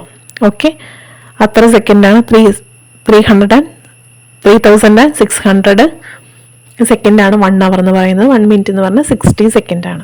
ഓക്കെ, നെക്സ്റ്റ് നമ്മൾ നോക്കാൻ പോകുന്നതാണ് വോളിയം. വോളിയം എന്ന് പറയുന്നത് എന്താണ്? വോളിയം എന്ന് പറയുന്നത് അതിൻ്റെ വ്യാപ്തമാണ് അല്ലേ? ഒരു വസ്തുവിന് സ്ഥിതി ചെയ്യാൻ ആവശ്യമായ സ്ഥലത്തിൻ്റെ അളവാണ് വ്യാപ്തം എന്ന് പറയുന്നത്. The volume of an object is the amount of space it occupies. ഒരു ഒബ്ജക്റ്റിന് ഒരു വസ്തുവിന് സ്ഥിതി ചെയ്യാൻ ആവശ്യമായ സ്ഥലത്തിൻ്റെ അളവാണ് അതിൻ്റെ വ്യാപ്തം അല്ലെങ്കിൽ അതിൻ്റെ വോളിയം എന്ന് പറയുന്നത്. ഓക്കെ, ഒരു ഒരു ജലത്തിൻ്റെ വ്യാപ്തം നാം കണ്ടെത്തിയത് ഓർമ്മയിക്കുന്നില്ലേ? ജലത്തിൻ്റെ വ്യാപ്തം. അപ്പോൾ വ്യാപ്തത്തിൻ്റെ യൂണിറ്റ് എന്താണ്? The SI unit of volume എന്ന് പറയുന്നത് എന്താണ്? ക്യൂബിക് മീറ്റർ ആണ്. വ്യാപ്തം അല്ലെങ്കിൽ വോളിയത്തിൻ്റെ SI യൂണിറ്റ് എന്ന് പറയുന്നത് ക്യൂബിക് മീറ്റർ ആണ്. അതായത് അതിനെ സൂചിപ്പിക്കുന്നത് എങ്ങനെയാണ്? M ക്യൂബ് എന്നതാണ്. M മുകളിൽ റൈസ് ടു ക്യൂബ് എന്ന് പറഞ്ഞിട്ടാണ് നമ്മൾ യൂസ് ചെയ്യുന്നത്. അതിൻ്റെ സിമ്പിളാണ് M ക്യൂബ് എന്ന് പറയുന്നത്. അപ്പോൾ വ്യാപ്തം എന്ന് പറയുന്നത് എന്താണ്? ഒരു വസ്തുവിന് സ്ഥിതി ചെയ്യാൻ ആവശ്യമായ സ്ഥലത്തിൻ്റെ അളവാണ് അതിൻ്റെ വ്യാപ്തം എന്ന് പറയുന്നത്. വ്യാപ്തത്തിൻ്റെ യൂണിറ്റ് എന്ന് പറയുന്നത് എന്താണ്? SI യൂണിറ്റ് ആണ് ക്യൂബിക് മീറ്റർ എന്ന് പറയുന്നത്. M ക്യൂബ് എന്ന സിമ്പിൾ ഉപയോഗിച്ചിട്ടാണ് നമ്മൾ സൂചിപ്പിക്കുന്നത്. ഓക്കെ, 1 സെന്റിമീറ്റർ വശമുള്ള 1000 ക്യൂബുകളെ ഒരു വലിയ ക്യൂബായി ക്രമീകരിച്ചിരിക്കുന്നതാണ് ചിത്രത്തിൽ കൊടുത്തിരിക്കുന്നത്. കണ്ടോ, 1 സെന്റിമീറ്റർ വശമുള്ള 1000 ക്യൂബുകളെ ഒരു വലിയ ക്യൂബായിട്ട് ക്രമീകരിച്ചിരിക്കുന്നതാണ് കൊടുത്തിട്ടുള്ളത്. വലിയ ക്യൂബിന്റെ വ്യാപ്തം 1 ലിറ്റർ ആണെങ്കിൽ താഴെയുള്ളത് എഴുതാൻ പറഞ്ഞിട്ടുണ്ട്. 1 ലിറ്റർ എന്ന് പറയുന്നത് 1000 സെന്റിമീറ്റർ ക്യൂബാണ്. 1 ലിറ്റർ എന്ന് പറയുന്നത് 1000 സെന്റിമീറ്റർ ക്യൂബാണ്. എന്നാൽ 1 ലിറ്റർ ഈസ് ഈക്വൽ ടു എത്ര മില്ലി ലിറ്റർ ആണ്? 1 ലിറ്റർ എന്ന് പറയുന്നത് എത്ര മില്ലി ലിറ്റർ ആണ്? 1 ലിറ്റർ ഈസ് ഈക്വൽ ടു എത്രയാണ്? 1000 മില്ലി ലിറ്റർ ആണ്. 1 litre is equal to 1000 millilitre ആണ്. അതായത് 1 centimetre cube is equal to 1 millilitre. Okay, 1 metre cube എന്ന് പറയുന്നത് എന്താണ്? 1000 ലിറ്റർ ആണ്. ഓക്കെ, നെക്സ്റ്റ് നമ്മൾ പഠിക്കുന്നതാണ് ഡെൻസിറ്റി എന്ന് പറയുന്നത്. ഡെൻസിറ്റി എന്ന് പറഞ്ഞാൽ എന്താണ്? സാന്ദ്രത അല്ലെ. ഡെൻസിറ്റി എന്ന് പറഞ്ഞാൽ എന്താണ്? സാന്ദ്രത. ഓക്കെ, പെട്രോൾ പമ്പുകളിൽ ഡെൻസിറ്റി പ്രദർശിപ്പിക്കുന്നത് എന്തിനാണ്? ചിന്തിച്ചിട്ടുണ്ടോ? പെട്രോൾ പമ്പുകളിൽ ഡെൻസിറ്റി പ്രദർശിപ്പിക്കുന്നത് എന്തിനാണ്? നമുക്ക് നോക്കാം. ഓക്കെ, ഒരു കാർഡ്ബോർഡ് വെട്ടിയെടുക്കുക, എന്നിട്ട് അതിൻ്റെ വോളിയം കണക്കാക്കുക, വോളിയം കണക്കാക്കുക. ഓക്കെ, ഇതിൽ മരപ്പൊടി നിറച്ചിട്ട് അതിൻ്റെ മാസ് കണ്ടുപിടിക്കുക, അതിൻ്റെ വെയിറ്റ് എത്രയാണെന്ന് കണ്ടുപിടിക്കുക. ശേഷം മണൽ നിറച്ചിട്ടും അതിൻ്റെ വെയിറ്റ് കണ്ടെത്തുക. ഓക്കെ, ഈ 2 എണ്ണം മരപ്പൊടി മണൽ നിറച്ചിട്ടുള്ള മാസും അതിൻ്റെ വ്യാപ്തമൊക്കെ കണ്ടെത്തിയിട്ട് അതിൻ്റെ എത്രയാണ് അതിൻ്റെ വ്യാപ്തം, കാർഡ്ബോർഡ് പെട്ടിയുടെ വ്യാപ്തം വോളിയം കണ്ടെത്തിയിട്ട് അതിൽ മരപ്പൊടി നിറച്ചിട്ടുള്ള മാസം കണ്ടെത്തുക, അതുപോലെ തന്നെ മണൽ നിറച്ചിട്ടുള്ള മാസം കണ്ടെത്താം. എന്നിട്ട് മാസ് ബൈ വ്യാപ്തം അല്ലെങ്കിൽ മാസ് ബൈ വോളിയം നമ്മളോട് ചെയ്യാൻ പറയാം. അതാണ് എന്ത് എന്ന് പറയുന്നത്? യൂണിറ്റ്. അതാണ് എന്ത് പറയുന്നത്? സാന്ദ്രത എന്ന് പറയുന്നത്.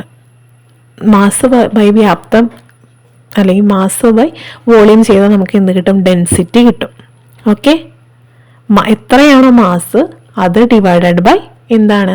അതിൻ്റെ വോളിയം കണ്ടെത്തിക്കഴിഞ്ഞാൽ നമുക്ക് എന്ത്? ആ വസ്തുവിൻ്റെ സാന്ദ്രത നമുക്ക് കിട്ടും. ഓക്കെ, അപ്പോൾ മരപ്പൊടിക്കും മണലിലും ഒരേ വ്യാപ്തമാണെങ്കിലും അതിൻ്റെ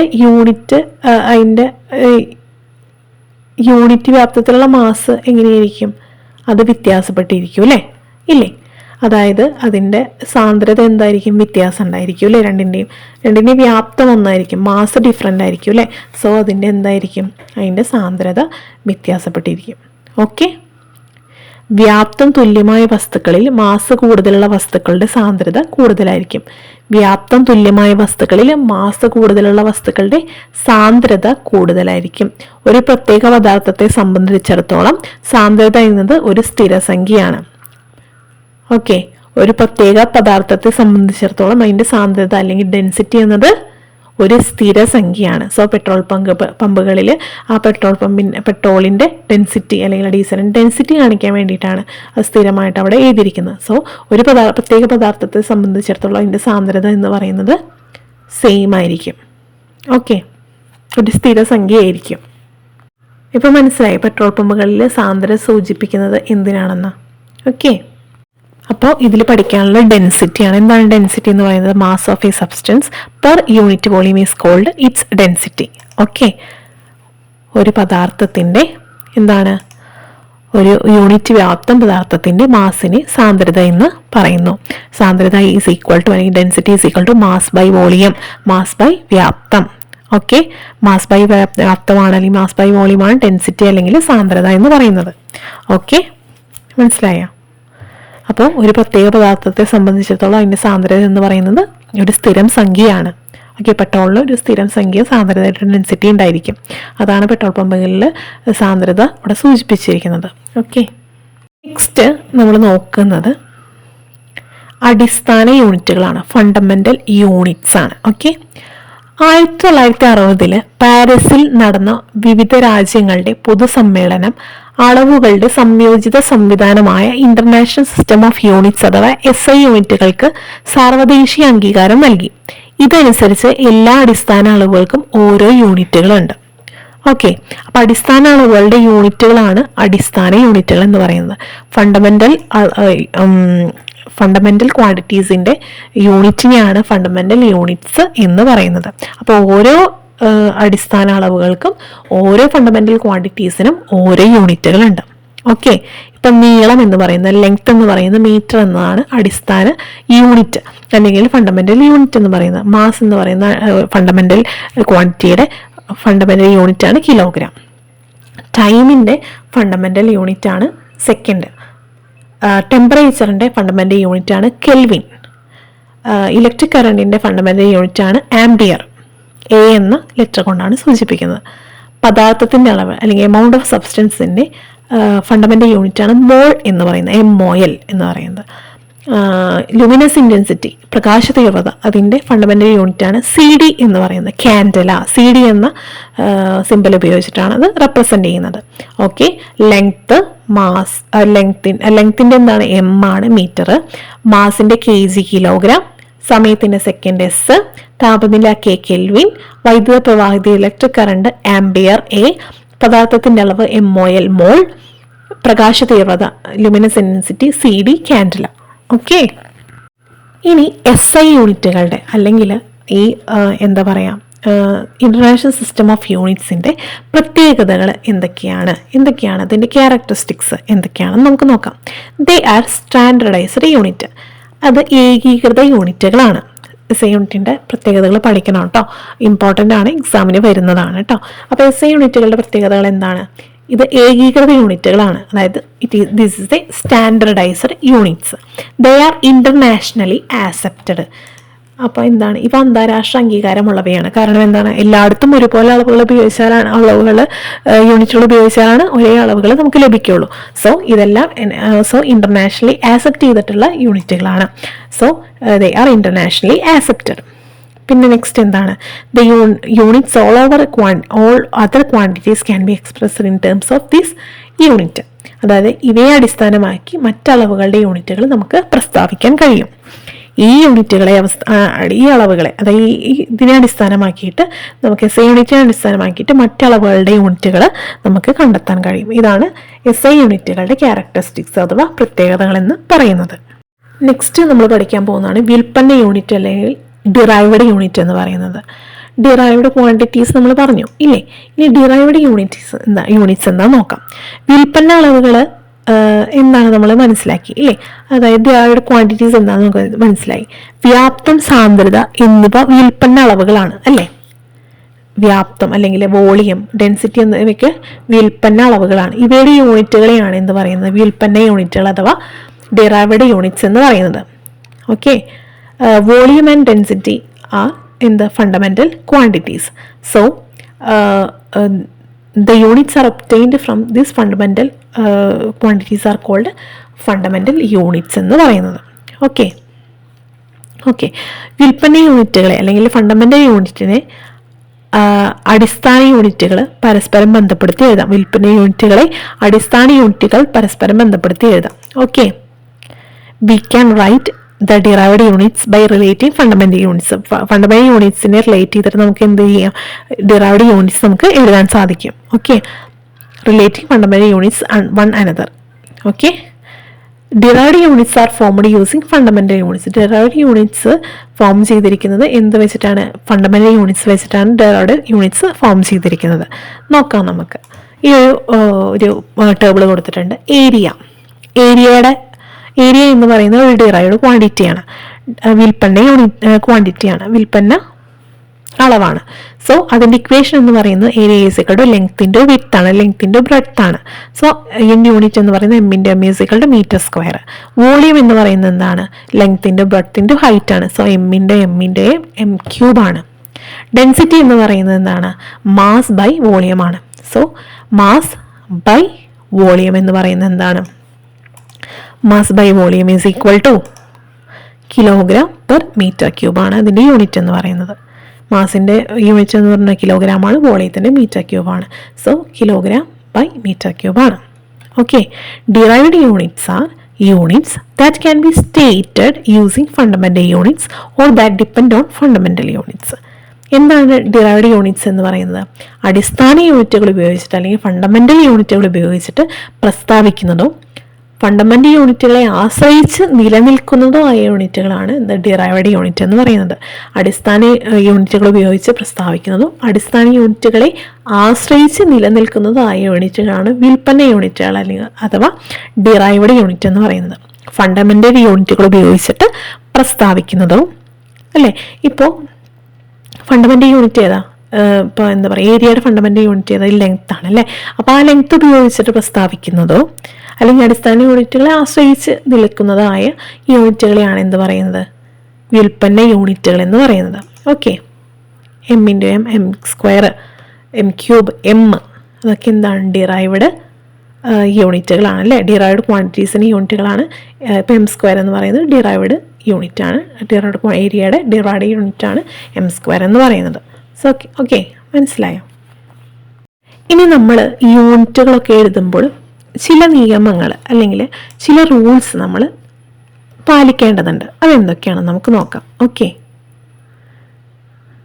അത് ഈ യൂണിറ്റുകളും അവയുടെ സിമ്പിൾസ് ഒക്കെ എഴുതുമ്പോൾ നമ്മൾ സാദേശികമായിട്ട് പാലിക്കേണ്ട ചില നിയമങ്ങൾ ഏതൊക്കെയാണെന്ന് കേട്ടോ. ഓക്കെ, അപ്പോൾ എല്ലാവരും ശ്രദ്ധിച്ചിരിക്കണേ. 2 ഭൗതിക അളവുകളുടെ യൂണിറ്റുകൾ ശരിയായ വിധത്തിൽ രേഖപ്പെടുത്തിയിരിക്കുന്നത് നോക്കൂ. ഇവിടെ ഒരു ടെക്സ്റ്റിൽ ഒരു എണ്ണം കൊടുത്തിരിക്കുന്നത് കണ്ടോ. ഇവിടെ എന്താണ്? മാസ് ഓഫ് 1.5 ലിറ്റർ ഓഫ് വാട്ടറിനെ എന്ത് പറയാം? 1.5 കിലോഗ്രാം എന്ന് പറയാം. Mass of 1.5 litre of water is equal to 1.5 kilogram. അങ്ങനെയാണ് അതിൻ്റെ യൂണിറ്റ് എഴുതുന്നത്. ഡെൻസിറ്റി ഓഫ് വാട്ടർ എന്ന് പറയുന്നത് എങ്ങനെയാണ്? 1000 കിലോഗ്രാം പെർ മീറ്റർ ക്യൂബ് അല്ലെങ്കിൽ 1000 കിലോഗ്രാം പെർ ക്യൂബിക് മീറ്റർ എന്ന് പറയാം. ഓക്കെ, ഡെൻസിറ്റി ഓഫ് വാട്ടറിന് ഇങ്ങനെ നമുക്ക് എഴുതാം. അതിൻ്റെ യൂണിറ്റ് ഇങ്ങനെ എഴുതാം. ഓക്കെ, അതുപോലെ നമ്മൾ ഈ ടേബിൾ കൊടുത്തിട്ടുണ്ട്, അതിൻ്റെ ജനറൽ റൂൾസ് കൊടുത്തിട്ടുണ്ട്. അതെങ്ങനെയാണ് കറക്റ്റ് മെത്തേഡ് എങ്ങനെ എഴുതുക എന്നുള്ളതും കൊടുത്തിട്ടുണ്ട്. ഇവിടെ ഇൻകറക്റ്റ് ആയിട്ടാണ് കൊടുത്തിട്ടുള്ളത്, അത് കറക്റ്റായിട്ട് എഴുതേണ്ടതും കൊടുത്തിട്ടുണ്ട്. അപ്പോൾ നമുക്ക് നോക്കാം. ഓക്കെ, ഫസ്റ്റത്തെ എന്താണ്? 1000 kilogram per metre cube, 1.5 kilogram. Use lower case of the English alphabet. ഫസ്റ്റത്തെ റൂൾ എന്താണ്? Use lower case of the English alphabet. English അക്ഷരമാലയിലെ ഏറ്റവും ചെറിയ അക്ഷരങ്ങളാണ് ഉപയോഗിക്കേണ്ടത്. ഇംഗ്ലീഷ് അക്ഷരമാലയിലെ ചെറിയ അക്ഷരങ്ങളാണ് നമ്മൾ ഉപയോഗിക്കേണ്ടത്. അപ്പോൾ ഇവിടെ കറക്റ്റായിട്ട് ഇപ്പുറത്ത് എഴുതിയിരിക്കുന്നത് എന്താണ്? ഈ കിലോഗ്രാമിൻ്റെ kg എന്ന് പറയുന്നത് എല്ലാം ക്യാപിറ്റലാണ്. ഇവിടെ എന്താ എഴുതിയിരിക്കുക? Small letter. സോ നമ്മൾ യൂണിറ്റ് എഴുതുമ്പോൾ നമ്മൾ എന്താണ്? ചെറിയ അക്ഷരങ്ങളാണ് ഉപയോഗിക്കേണ്ടത്. നെക്സ്റ്റ് എന്താണ്? kgs wrong. Don't use plurals. നമ്മൾ kgs ഇത്ര കൂടുതൽ, ഇപ്പോൾ 1000 kgs അല്ലെങ്കിൽ അങ്ങനെ നമ്മൾ എഴുതില്ല. kgs അതൊരു പ്ലൂരൽ നമ്മൾ ഉപയോഗിക്കില്ല. kg എന്ന് മാത്രമാണ് നമ്മൾ ഉപയോഗിക്കുന്നത്. Okay, leave A space between the number and the simple. നമ്പറും സിമ്പിളും തമ്മിൽ ഒരു സ്പേസ് എപ്പോഴും കീപ്പ് ചെയ്യണം. ഓക്കെ, ഒരു സ്പേസ് ഇട്ടിരിക്കണം എന്നാണ് പറയുന്നത്. ഒരുമിച്ച് എഴുതരുത്, അത് തമ്മിലൊരു സ്പേസ് ഉണ്ടായിരിക്കണം. Combine the same units. ഇപ്പോൾ ഇപ്പോഴത്തെ എഴുതിയിരിക്കുന്നത് കണ്ടോ? kg per m per m per അതായത് kg by m by m by m, ഇതിനൊക്കെ കൂടിയിട്ട് kg ബൈ മീറ്റർ ക്യൂബ് എന്ന് പറഞ്ഞിട്ടാണ് എഴുതിയിരിക്കുന്നത്. 3 m ഇല്ലേ, അപ്പോൾ അതിന് മീറ്റർ ക്യൂബ് എന്ന് പറഞ്ഞിട്ടാണ് എഴുതുന്നത്. അപ്പോൾ കമ്പൈൻ ചെയ്തിട്ട് വേണം നമ്മൾ എഴുതാൻ. ഒരിക്കലും ഇങ്ങനെ നീട്ടി പരത്തി എഴുതരുത്.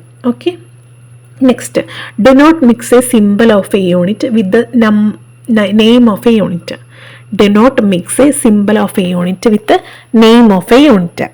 അതായത് നമ്മൾ ഒരിക്കലും അതിൻ്റെ സിമ്പിൾ അല്ലാതെ അതിൻ്റെ പേര് വെച്ച് എഴുതരുത്. 1000 കിലോഗ്രാം പെർ മീറ്റർ ക്യൂബ് എന്ന് പറഞ്ഞിട്ട് അതിൻ്റെ വേർഡ്സിൽ എഴുതരുത്. നമ്മൾ എന്ത് എഴുതണം? kg ബൈ മീറ്റർ ക്യൂബ് എന്ന്, 1000 kg ബൈ മീറ്റർ. ഇതിൻ്റെ കറക്റ്റ് എഴുതിയിരിക്കുന്നത് കണ്ടോ? അപ്പോൾ അതുപോലെ എഴുതണം. Okay, don't use different units of the same measurement. നമ്മൾ ഒരേ മെഷർമെൻറ്റിൽ ഡിഫറെൻറ്റ് യൂണിറ്റുകൾ എഴുതാൻ പാടില്ല. 1 കിലോഗ്രാം 500 ഗ്രാം അങ്ങനെ എഴുതരുത്. അപ്പോൾ അതിനെ ഒരുമിച്ച് എങ്ങനെ എഴുതാം? 1.5 കിലോഗ്രാം എന്ന് വേണം നമ്മൾ എഴുതാൻ. ഇപ്പോൾ 1 കിലോഗ്രാം 500 ഗ്രാം സാധനമാണെങ്കിൽ 1.5 കിലോഗ്രാം എന്നാണ് പറഞ്ഞിട്ട് നമ്മൾ എഴുതുക. 1.5 കിലോഗ്രാം എന്നാണ് എഴുതുക. Don't use different units of the same measurement. Okay, next എന്താണ്? Use only lower case letters when writing the name of the unit instead of it symbol. മനസ്സിലായോ? യൂണിറ്റിന്റെ പേര് പ്രതീകത്തിന് പകരമായിട്ട് എഴുതുന്ന സന്ദർഭങ്ങൾ വരുമ്പോൾ നമ്മൾ എന്ത് ഉപയോഗിക്കണം? നമ്മൾ അക്ഷരങ്ങൾ ചെറിയ അക്ഷരം മാത്രമാണ് ഉപയോഗിക്കുക, വലിയ അക്ഷരങ്ങൾ ഉപയോഗിക്കരുത്. ഇപ്പോൾ ഇവിടെ എഴുതിയിരിക്കുന്നുണ്ടല്ലേ, കെയും മീറ്ററിലെ കെൽവിനും എമ്മും, അതെല്ലാം വലിയ അക്ഷരങ്ങളാണ്. ചെറിയ അക്ഷരങ്ങൾ വേണം എഴുതാൻ. കണ്ടില്ലേ, അവിടെ കറക്റ്റ് മെത്തേഡ് എഴുതിയിരിക്കുന്നതാണ്. 250 മീറ്റർ 273 കെൽവിൻ റൈറ്റ് സൈഡിൽ. അപ്പോൾ അതാണ് അതിൻ്റെ കറക്റ്റ് മെത്തേഡ്. ഓക്കെ, ഇതാണ് നമ്മൾ യൂണിറ്റുകൾ എഴുതുമ്പോൾ പാലിക്കേണ്ട സാവദേശീയമായിട്ടുള്ള ജനറൽ റൂൾസ് എന്ന് പറയുന്നത്. ഓക്കെ, അപ്പം എല്ലാവരും ഇത് കറക്റ്റ് ആക്കിയിട്ട് വേണം നമ്മൾ എഴുതി പോകാൻ. ഓക്കെ, ഇതിലൊന്നും തെറ്റ് വരുത്തരുത്. ഓക്കെ, ഇനി കുറച്ച് അതർ റൂൾസ് നമുക്ക് നോക്കാം. കുറച്ച് ഫിസിക്കൽ ക്വാണ്ടിറ്റീസിൻ്റെ അതർ റൂൾസ് നമുക്ക് നോക്കാം. അപ്പോൾ ഫോഴ്സ് എന്ന് പറയുന്നത് അതിൻ്റെ കറക്റ്റ് മെത്തേഡ് എന്ന് പറയുന്നത് ന്യൂട്ടൺ ആണ് അല്ലേ. ന്യൂട്ടൺ അതെങ്ങനെയാണ് എഴുതുന്നത്?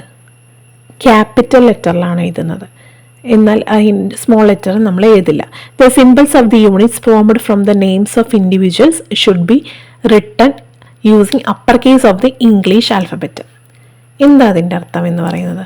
അതായത് വ്യക്തികളുടെ പേരിൽ നിന്നും രൂപം കൊണ്ട യൂണിറ്റിൻ്റെ പ്രതീകങ്ങൾ ഇംഗ്ലീഷ് അക്ഷരമാലയിലെ വലിയ അക്ഷരങ്ങൾ ഉപയോഗിച്ചിട്ട് വേണം എഴുതാൻ. ഇപ്പം ബലം അല്ലെങ്കിൽ ഫോഴ്സ് ന്യൂട്ടൺ എന്ന പേരിലാണ്, നമ്മൾ ന്യൂട്ടൺ എന്ന വ്യക്തിയുടെ പേരിൽ നിന്നാണ് ഉണ്ടായിട്ടുള്ളത് അല്ലേ.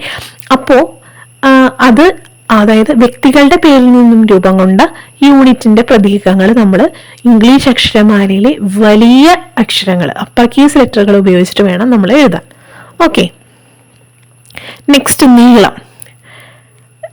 അതായത് പ്രതീകത്തിന് ശേഷം കുത്ത്, കോമ എന്നീ ചിഹ്നങ്ങൾ ഉപയോഗിക്കരുത്. വാചകത്തിന് കുത്തോ കോമയോ ആവശ്യമെങ്കിലും ഉപയോഗിക്കാം. എന്നാൽ പ്രതീകത്തിന് ശേഷം നമ്മൾ കുത്തോ കോമ എന്നീ ചിഹ്നങ്ങൾ ഉപയോഗിക്കരുത്. ഡെസ്കിൻ്റെ നീളം 60 സെൻറ്റിമീറ്റർ ആണ്. അത് കറക്റ്റ് രീതി ആണ്. കഴിഞ്ഞിട്ട് നമ്മൾ കുത്തിട്ടു. ഇവിടെ നമ്മൾ ഡെസ്കിൻ്റെ നീളം 60 സെൻറ്റിമീറ്റർ, കുത്ത് ആണ്, കുത്ത് അങ്ങനെ നമ്മൾ എഴുതരുത്. സെൻറ്റിമീറ്റർ കുത്ത് വേണ്ട.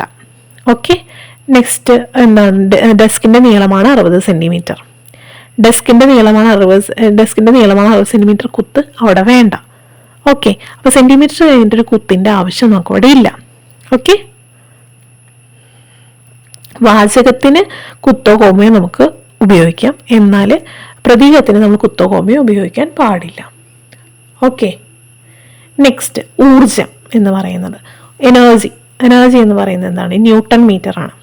ന്യൂട്ടൺ മീറ്റർ എന്ന് പറയുന്നത് എൻ ക്യാപിറ്റലും എം സ്മോളുമായിട്ടാണ് ഉപയോഗിച്ചിരിക്കുന്നത്.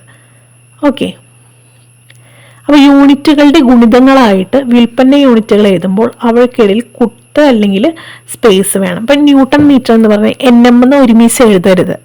ന്യൂട്ടൺ മീറ്ററാണ് എനർജിയുടെ യൂണിറ്റ് എന്ന് പറയുന്നത്.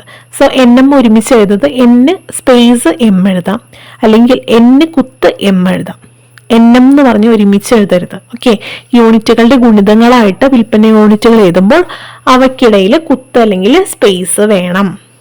Okay, a full stop or space should be used between the units formed as multiple of units. Okay, മനസ്സിലായെന്ന് വിചാരിക്കുന്നു. അപ്പോൾ ഇതൊക്കെയാണ് ജനറൽ റൂൾസ് എന്ന് പറയുന്നത്. ഇതൊക്കെ നന്നായിട്ട് പഠിച്ചിരിക്കണം കേട്ടോ. നെക്സ്റ്റ് നമ്മൾ പഠിക്കാൻ പോകുന്നതാണ് മെഷറിംഗ് ഇൻസ്ട്രുമെൻറ്റ്സ് എന്ന് പറയുന്ന ഒരു ഭാഗം. അതായത് അളവ് ഉപകരണങ്ങൾ. നീളം അളക്കുന്നതിന് ഉപയോഗിക്കുന്ന ഉപകരണങ്ങൾ ഏതെല്ലാമാണ്? നമ്മൾ സ്കെയിൽ ഉപയോഗിക്കാറുണ്ട് ഇല്ലേ, പിന്നെ ടേപ്പ് ഉപയോഗിക്കണം കണ്ടിട്ടുണ്ട് ഇല്ലേ. നിങ്ങളുടെ പപ്പമാരും അച്ഛന്മാരൊക്കെ എന്തെങ്കിലും അളവെടുക്കാൻ വേണ്ടി ടേപ്പ് ഉപയോഗിക്കുന്നത് കണ്ടിട്ടുണ്ട്. വലിയ അളവുകളൊക്കെ എടുക്കാൻ വേണ്ടിയിട്ട് നീളത്തിൽ ടേപ്പ് ഉപയോഗിക്കാറുണ്ടല്ലേ. ഇതുപോലെ സ്കെയിൽ നമ്മൾ എന്ത് അളവെടുക്കാൻ വേണ്ടിയിട്ട്, ഇപ്പോൾ എത്ര ഇതിൻ്റെ അളവെടുക്കാൻ വേണ്ടി സ്കെയിൽ ഉപയോഗിക്കാൻ കണ്ടിട്ടുണ്ട് ഇല്ലേ. ഓക്കെ, ഇനി നമ്മളോട് സ്കെയിൽ ഉപയോഗിച്ചിട്ട് പേനയുടെ നീളം അങ്ങനത്തെ ചെറിയ അളവുകൾ നമ്മളോട് എടുത്തിട്ട് നമ്മളോട് എഴുതാൻ പറഞ്ഞിട്ടുണ്ട്. ഓക്കെ, അതുപോലെ അളവുകളുടെ ടേപ്പ് വീട്ടിലുണ്ടെങ്കിൽ ടേപ്പ് ഉപയോഗിച്ചിട്ട് നമ്മുടെ ഉയരം എന്നിവയൊക്കെ ഒന്ന് കണ്ടെത്താൻ പറഞ്ഞിട്ടുണ്ട്. ഇതിൽ സ്കെയിൽ അല്ലെങ്കിൽ ടേപ്പ് ഉപയോഗിച്ച് അളക്കാവുന്ന ഏറ്റവും കുറഞ്ഞ അളവ് ഏതാണ്? അതും നമ്മളോട് കണ്ടെത്താൻ പറഞ്ഞിട്ടുണ്ട്. സ്കെയിൽ അല്ലെങ്കിൽ ടേപ്പ് ഉപയോഗിച്ച് അളക്കാവുന്ന ഏറ്റവും കുറഞ്ഞ അളവാണ് മില്ലിമീറ്റർ. ഓക്കെ, മനസ്സിലായോ? ഇപ്പോൾ പേനയുടെ നീളം നമ്മൾ സ്കെയിൽ ഉപയോഗിച്ചിട്ടാണെങ്കിൽ ഇപ്പോൾ ഒരു പേനയുടെ നീളം ഏകദേശം ഒരു 10 അല്ലെങ്കിൽ 15 സെൻറ്റിമീറ്റർ, അല്ലെങ്കിൽ നിങ്ങളുടെ ഉയരം എന്ന് പറയുന്നത് ഒരു 155 സെൻറ്റിമീറ്റർ, അങ്ങനെയൊക്കെ നമുക്ക് കണ്ടെത്താം. അപ്പോൾ സ്കെയിലെങ്കിൽ ടേപ്പ് ഉപയോഗിച്ചിട്ട് കണ്ടെത്താവുന്ന ഏറ്റവും കുറഞ്ഞ അളവാണ് മില്ലിമീറ്റർ എന്ന് പറയുന്നത്. ഓക്കെ, അപ്പോൾ നമ്മൾ ഉപയോഗിക്കുന്ന സ്കെയിലിൻ്റെ ലീസ്റ്റ് കൗണ്ടാണ് 0.1 സെൻറ്റിമീറ്റർ എന്ന് പറയുന്നത്. അതായത് ഒരു ഉപകരണം ഉപയോഗിച്ചിട്ട് അളക്കാവുന്ന ഏറ്റവും കുറഞ്ഞ അളവിനെയാണ് ലീസ്റ്റ് കൗണ്ട് എന്ന് പറയുന്നത്. എന്താണ് ലീസ്റ്റ് കൗണ്ട് എന്ന് പറയുന്നത്? ഒരു ഉപകരണം ഉപയോഗിച്ചിട്ട് അളക്കാവുന്ന ഏറ്റവും കുറഞ്ഞ അളവിനെ. ഇപ്പോൾ സ്കെയിലിൻ്റെ ലീസ്റ്റ് കൗണ്ട് എത്രയാണ്? 0.1 സെൻറ്റിമീറ്റർ ആണ്. അപ്പോൾ ഏറ്റവും കുറഞ്ഞ അളവിനെയാണ് എന്ന് പറയുന്നത് ലീസ്റ്റ് കൗണ്ട് എന്ന് പറയുന്നത്. Okay, the smallest value of that can be measured using an instrument is called its a least count. Okay, അപ്പോൾ എന്താണ് ലീസ്റ്റ് കൗണ്ട് എന്ന് പറഞ്ഞു കഴിഞ്ഞാൽ ഒരു ഉപകരണം ഉപയോഗിച്ച് അളക്കാവുന്ന ഏറ്റവും കുറഞ്ഞ അളവിനെയാണ് ലീസ്റ്റ് കൗണ്ട് എന്ന് പറയുന്നത്.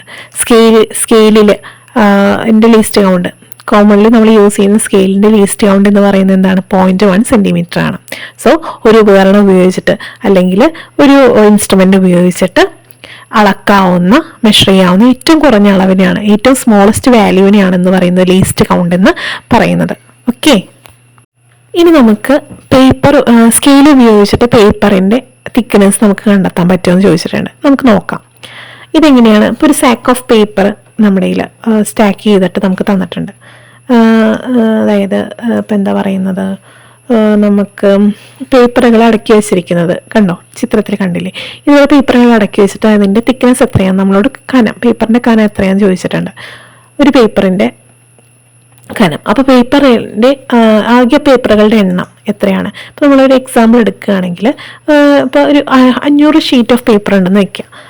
ഈ ഒരു കട്ടിയിൽ 500 ഷീറ്റ് ഓഫ് പേപ്പർ ഉണ്ട്. അതിൻ്റെ തിക്നെസ് എന്ന് പറയുന്നത് എന്താണ്? ഒരു തിക്നെസ് ഓഫ് ദി പേപ്പർ സാക്കിൻ്റെ തിക്നെസ് എന്ന് പറയുന്നത് 55 മില്ലിമീറ്റർ ആണെന്ന് വെച്ചോളൂ. So thickness of the paper എന്ന് പറയുന്നത് എന്താണ്? Thickness of the paper stock. എത്ര പേപ്പർ ഉണ്ടോ, അത്ര പേപ്പറിൻ്റെ thickness divide by number of papers. എത്ര പേപ്പർ ഉണ്ടെങ്കിൽ അപ്പോൾ നമുക്ക് ഒരു പേപ്പറിൻ്റെ തിക്നെസ് കിട്ടും. ഓക്കെ, നമുക്ക് ഒരു പേപ്പറിൻ്റെ തിക്നെസ് അളക്കാൻ വേണ്ടിയിട്ട് ഇപ്പോൾ ഒരു ബണ്ടിൽ ഓഫ് പേപ്പർ തന്നിട്ടുണ്ട്. അതിലൊരു പേപ്പറിൻ്റെ തിക്നെസ് നമുക്ക് കാണണം. സോ അതിൽ എത്ര പേപ്പർ ഉണ്ട് അതും കണ്ടെത്തുക. അതുപോലെ തന്നെ ആ മൊത്തം സ്റ്റോക്ക് പേപ്പറിൻ്റെ തിക്നെസ് കണ്ടെത്താം. അപ്പോൾ തിക്നെസ് ഓഫ് അത് എങ്ങനെയാണ്? അപ്പോൾ തിക്നെസ് ഓഫ് 1 പേപ്പർ എങ്ങനെയാണ് കാണുന്നത്? തിക്നെസ് ഓഫ് ആ stock of paper divided by എന്താണ്? Number of paper. Okay, so നമുക്ക് അതിൻ്റെ ആൻസർ തിക്നെസ് ഓഫ് 1 പേപ്പർ നമുക്ക് കിട്ടും. ഓക്കെ, ആ സ്കെയിൽ ഉപയോഗിച്ച് നമുക്ക് കണ്ടെത്താം. നെക്സ്റ്റ് നമ്മൾ അളവ് ജാർ ഉപയോഗിച്ചിട്ട് വോളിയം കണ്ടെത്തുന്ന വിധമാണ് നോക്കാൻ പോകുന്നത്. അളവ് ജാർ ഉപയോഗിച്ചിട്ട് വോളിയം കണ്ടെത്തുന്ന വിധം. Okay, let's try to the volume of a stone. Pour some water into measuring jar and mark its level. Tie the stone with a thread and dip into the water. Observe the rise in the water level. From this we can calculate the volume of the stone, which is equal to the volume of the water displaced. അതായത് ഒരു കല്ലിൻ്റെ volume കണ്ടെത്താൻ നമുക്ക് നോക്കാം. Okay, ഒരു അളവ് ജാറിൽ വെള്ളം എടുത്തിട്ട് അതിൻ്റെ എന്തടയാളപ്പെടുത്താൻ പറഞ്ഞിട്ടുണ്ട്? For the water measuring the mark it's level. അതിൻ്റെ വിധാനം അല്ലെങ്കിൽ ലെവല് അടയാളപ്പെടുത്താൻ പറഞ്ഞിട്ടുണ്ട്. കല്ലിനെ ഒരു നൂലിൽ കെട്ടിയിട്ട് ഇപ്പോൾ ഒരു അളവ് ജാറിൽ കുറച്ച് വെള്ളം എടുക്കുക, അതിൻ്റെ അളവ് അടയാളപ്പെടുത്താം. അതിൽ എത്രയാണ് ലെവലിൽ നിൽക്കണമെന്ന് വെച്ചാൽ അത് അടയാളപ്പെടുത്തുക. അത് കഴിഞ്ഞിട്ട് ഒരു കല്ലിനെ നൂലിൽ കെട്ടിയതിലേക്ക് താഴ്ത്തുക. എന്നിട്ട് അതിൻ്റെ എത്രയാണ് ലെവൽ എന്ന് പറയുന്നത്, ലെവല് വെള്ളത്തിൻ്റെ ലെവൽ ഉയരുന്നുണ്ടല്ലോ, ഉയർന്ന് നിരീക്ഷിക്കുക. ഇതിൽ നിന്നും ഉയർന്ന ആ ഒരു ജലത്തിൻ്റെ വോളിയം കണക്കാക്കുക. ഇതിൽ കല്ലിൻ്റെ വ്യാപ്തത്തിന് തുല്യമായിരിക്കുമെന്നാണ് പറയുന്നത്. ഓക്കെ, നമ്മൾ അപ്പോൾ ഒരു ജാറിൽ വെള്ളം ഒഴിച്ചു, ആ വെള്ളത്തിൻ്റെ അളവ് നോക്കി, അത് കഴിഞ്ഞിട്ട് നമ്മൾ ഒരു കല്ല് കെട്ടിത്താക്കിയിട്ടിട്ട് എന്നിട്ട് നമ്മൾ അതിൻ്റെ ജലനിരപ്പ് ഉയർന്ന കണ്ടു. അപ്പോൾ ആ ജലനിരപ്പ് ഉയരുന്നത് എന്ന് പറയുന്നത്, അതിൻ്റെ വോളിയം എന്ന് പറയുന്നത് എന്താണ്? കല്ലിൻ്റെ വോളിയത്തിനോട് ഈക്വൽ ആയിരിക്കുമെന്നാണ് പറയുന്നത്. മനസ്സിലായോ? നമുക്ക് ജസ്റ്റ് ഒന്ന് ഒരളവ് വെച്ച് കാൽക്കുലേറ്റ് ചെയ്ത് നോക്കാം. Okay, what is the unit used in the measuring jar? Measuring ജാറിൻ്റെ യൂണിറ്റ് എന്താണ്?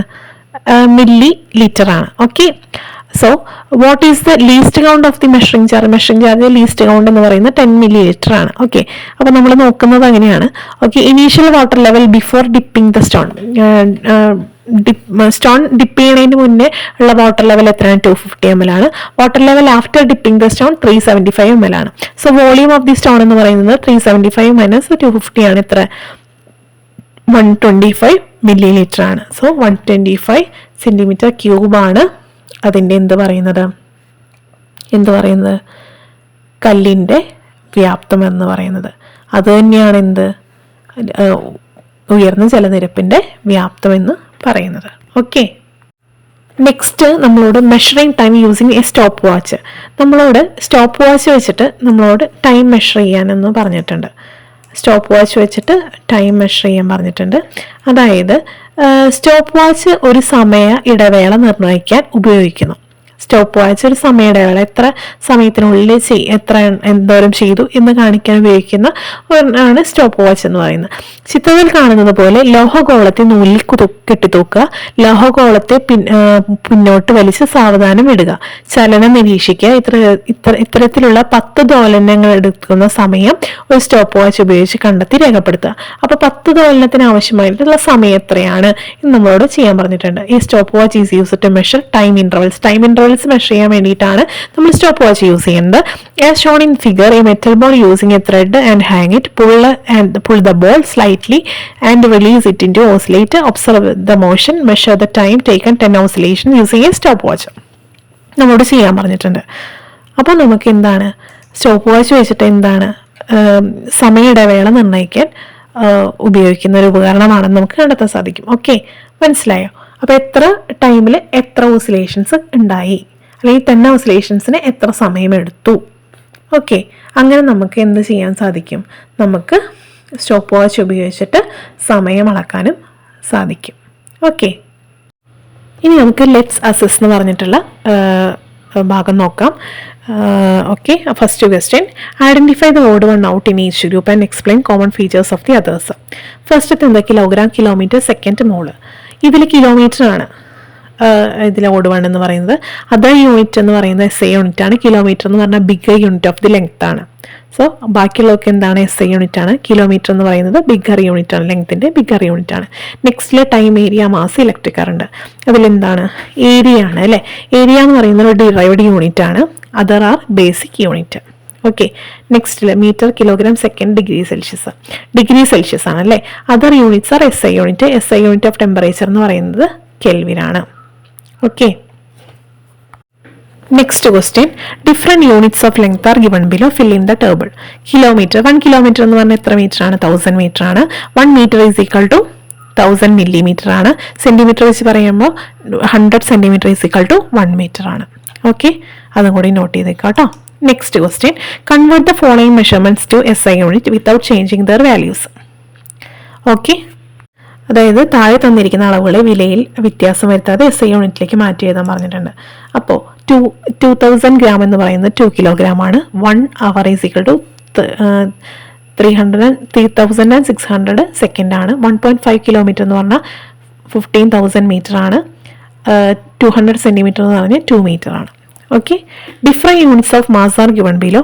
ഫോർത്ത് ക്വസ്റ്റ്യൻ ആണ്, different units of mass are given below, arrange them in ascending order of their values. Kilogram, milligram, quintal, gram. അത് ascending ഓർഡറിൽ എഴുതാൻ പറഞ്ഞിട്ടുണ്ട്. എന്താണ്? ഏറ്റവും ചെറുത് മില്ലിഗ്രാം, പിന്നെ gram, kilogram, next quintal. Okay, എളുപ്പമുള്ളതാണ്. അപ്പം നമ്മുടെ പാഠം കഴിഞ്ഞിരിക്കുകയാണ്. എല്ലാവരും നന്നായിട്ട് പാഠം പഠിക്കുക കേട്ടോ. എളുപ്പമല്ലേ? എല്ലാവർക്കും മനസ്സിലായി? എന്തെങ്കിലും സംശയം ഉണ്ടെങ്കിൽ എല്ലാവരും കമൻറ്റ് ബോക്സിൽ രേഖപ്പെടുത്താൻ മറക്കരുത് കേട്ടോ. അപ്പോൾ ഇഷ്ടപ്പെട്ട ലൈക്ക് ചെയ്യുക, കമൻറ്റ് ചെയ്യുക, സബ്സ്ക്രൈബ് ചെയ്യുക. അപ്പോൾ കൂടുതൽ പാഠങ്ങളായിട്ട് പുതിയ ചാപ്റ്ററൊക്കെ ആയിട്ട് നമുക്ക് വീണ്ടും കാണാം. By. Please subscribe our channel, like, share, comment, and also enable the bell button to get the recent notifications.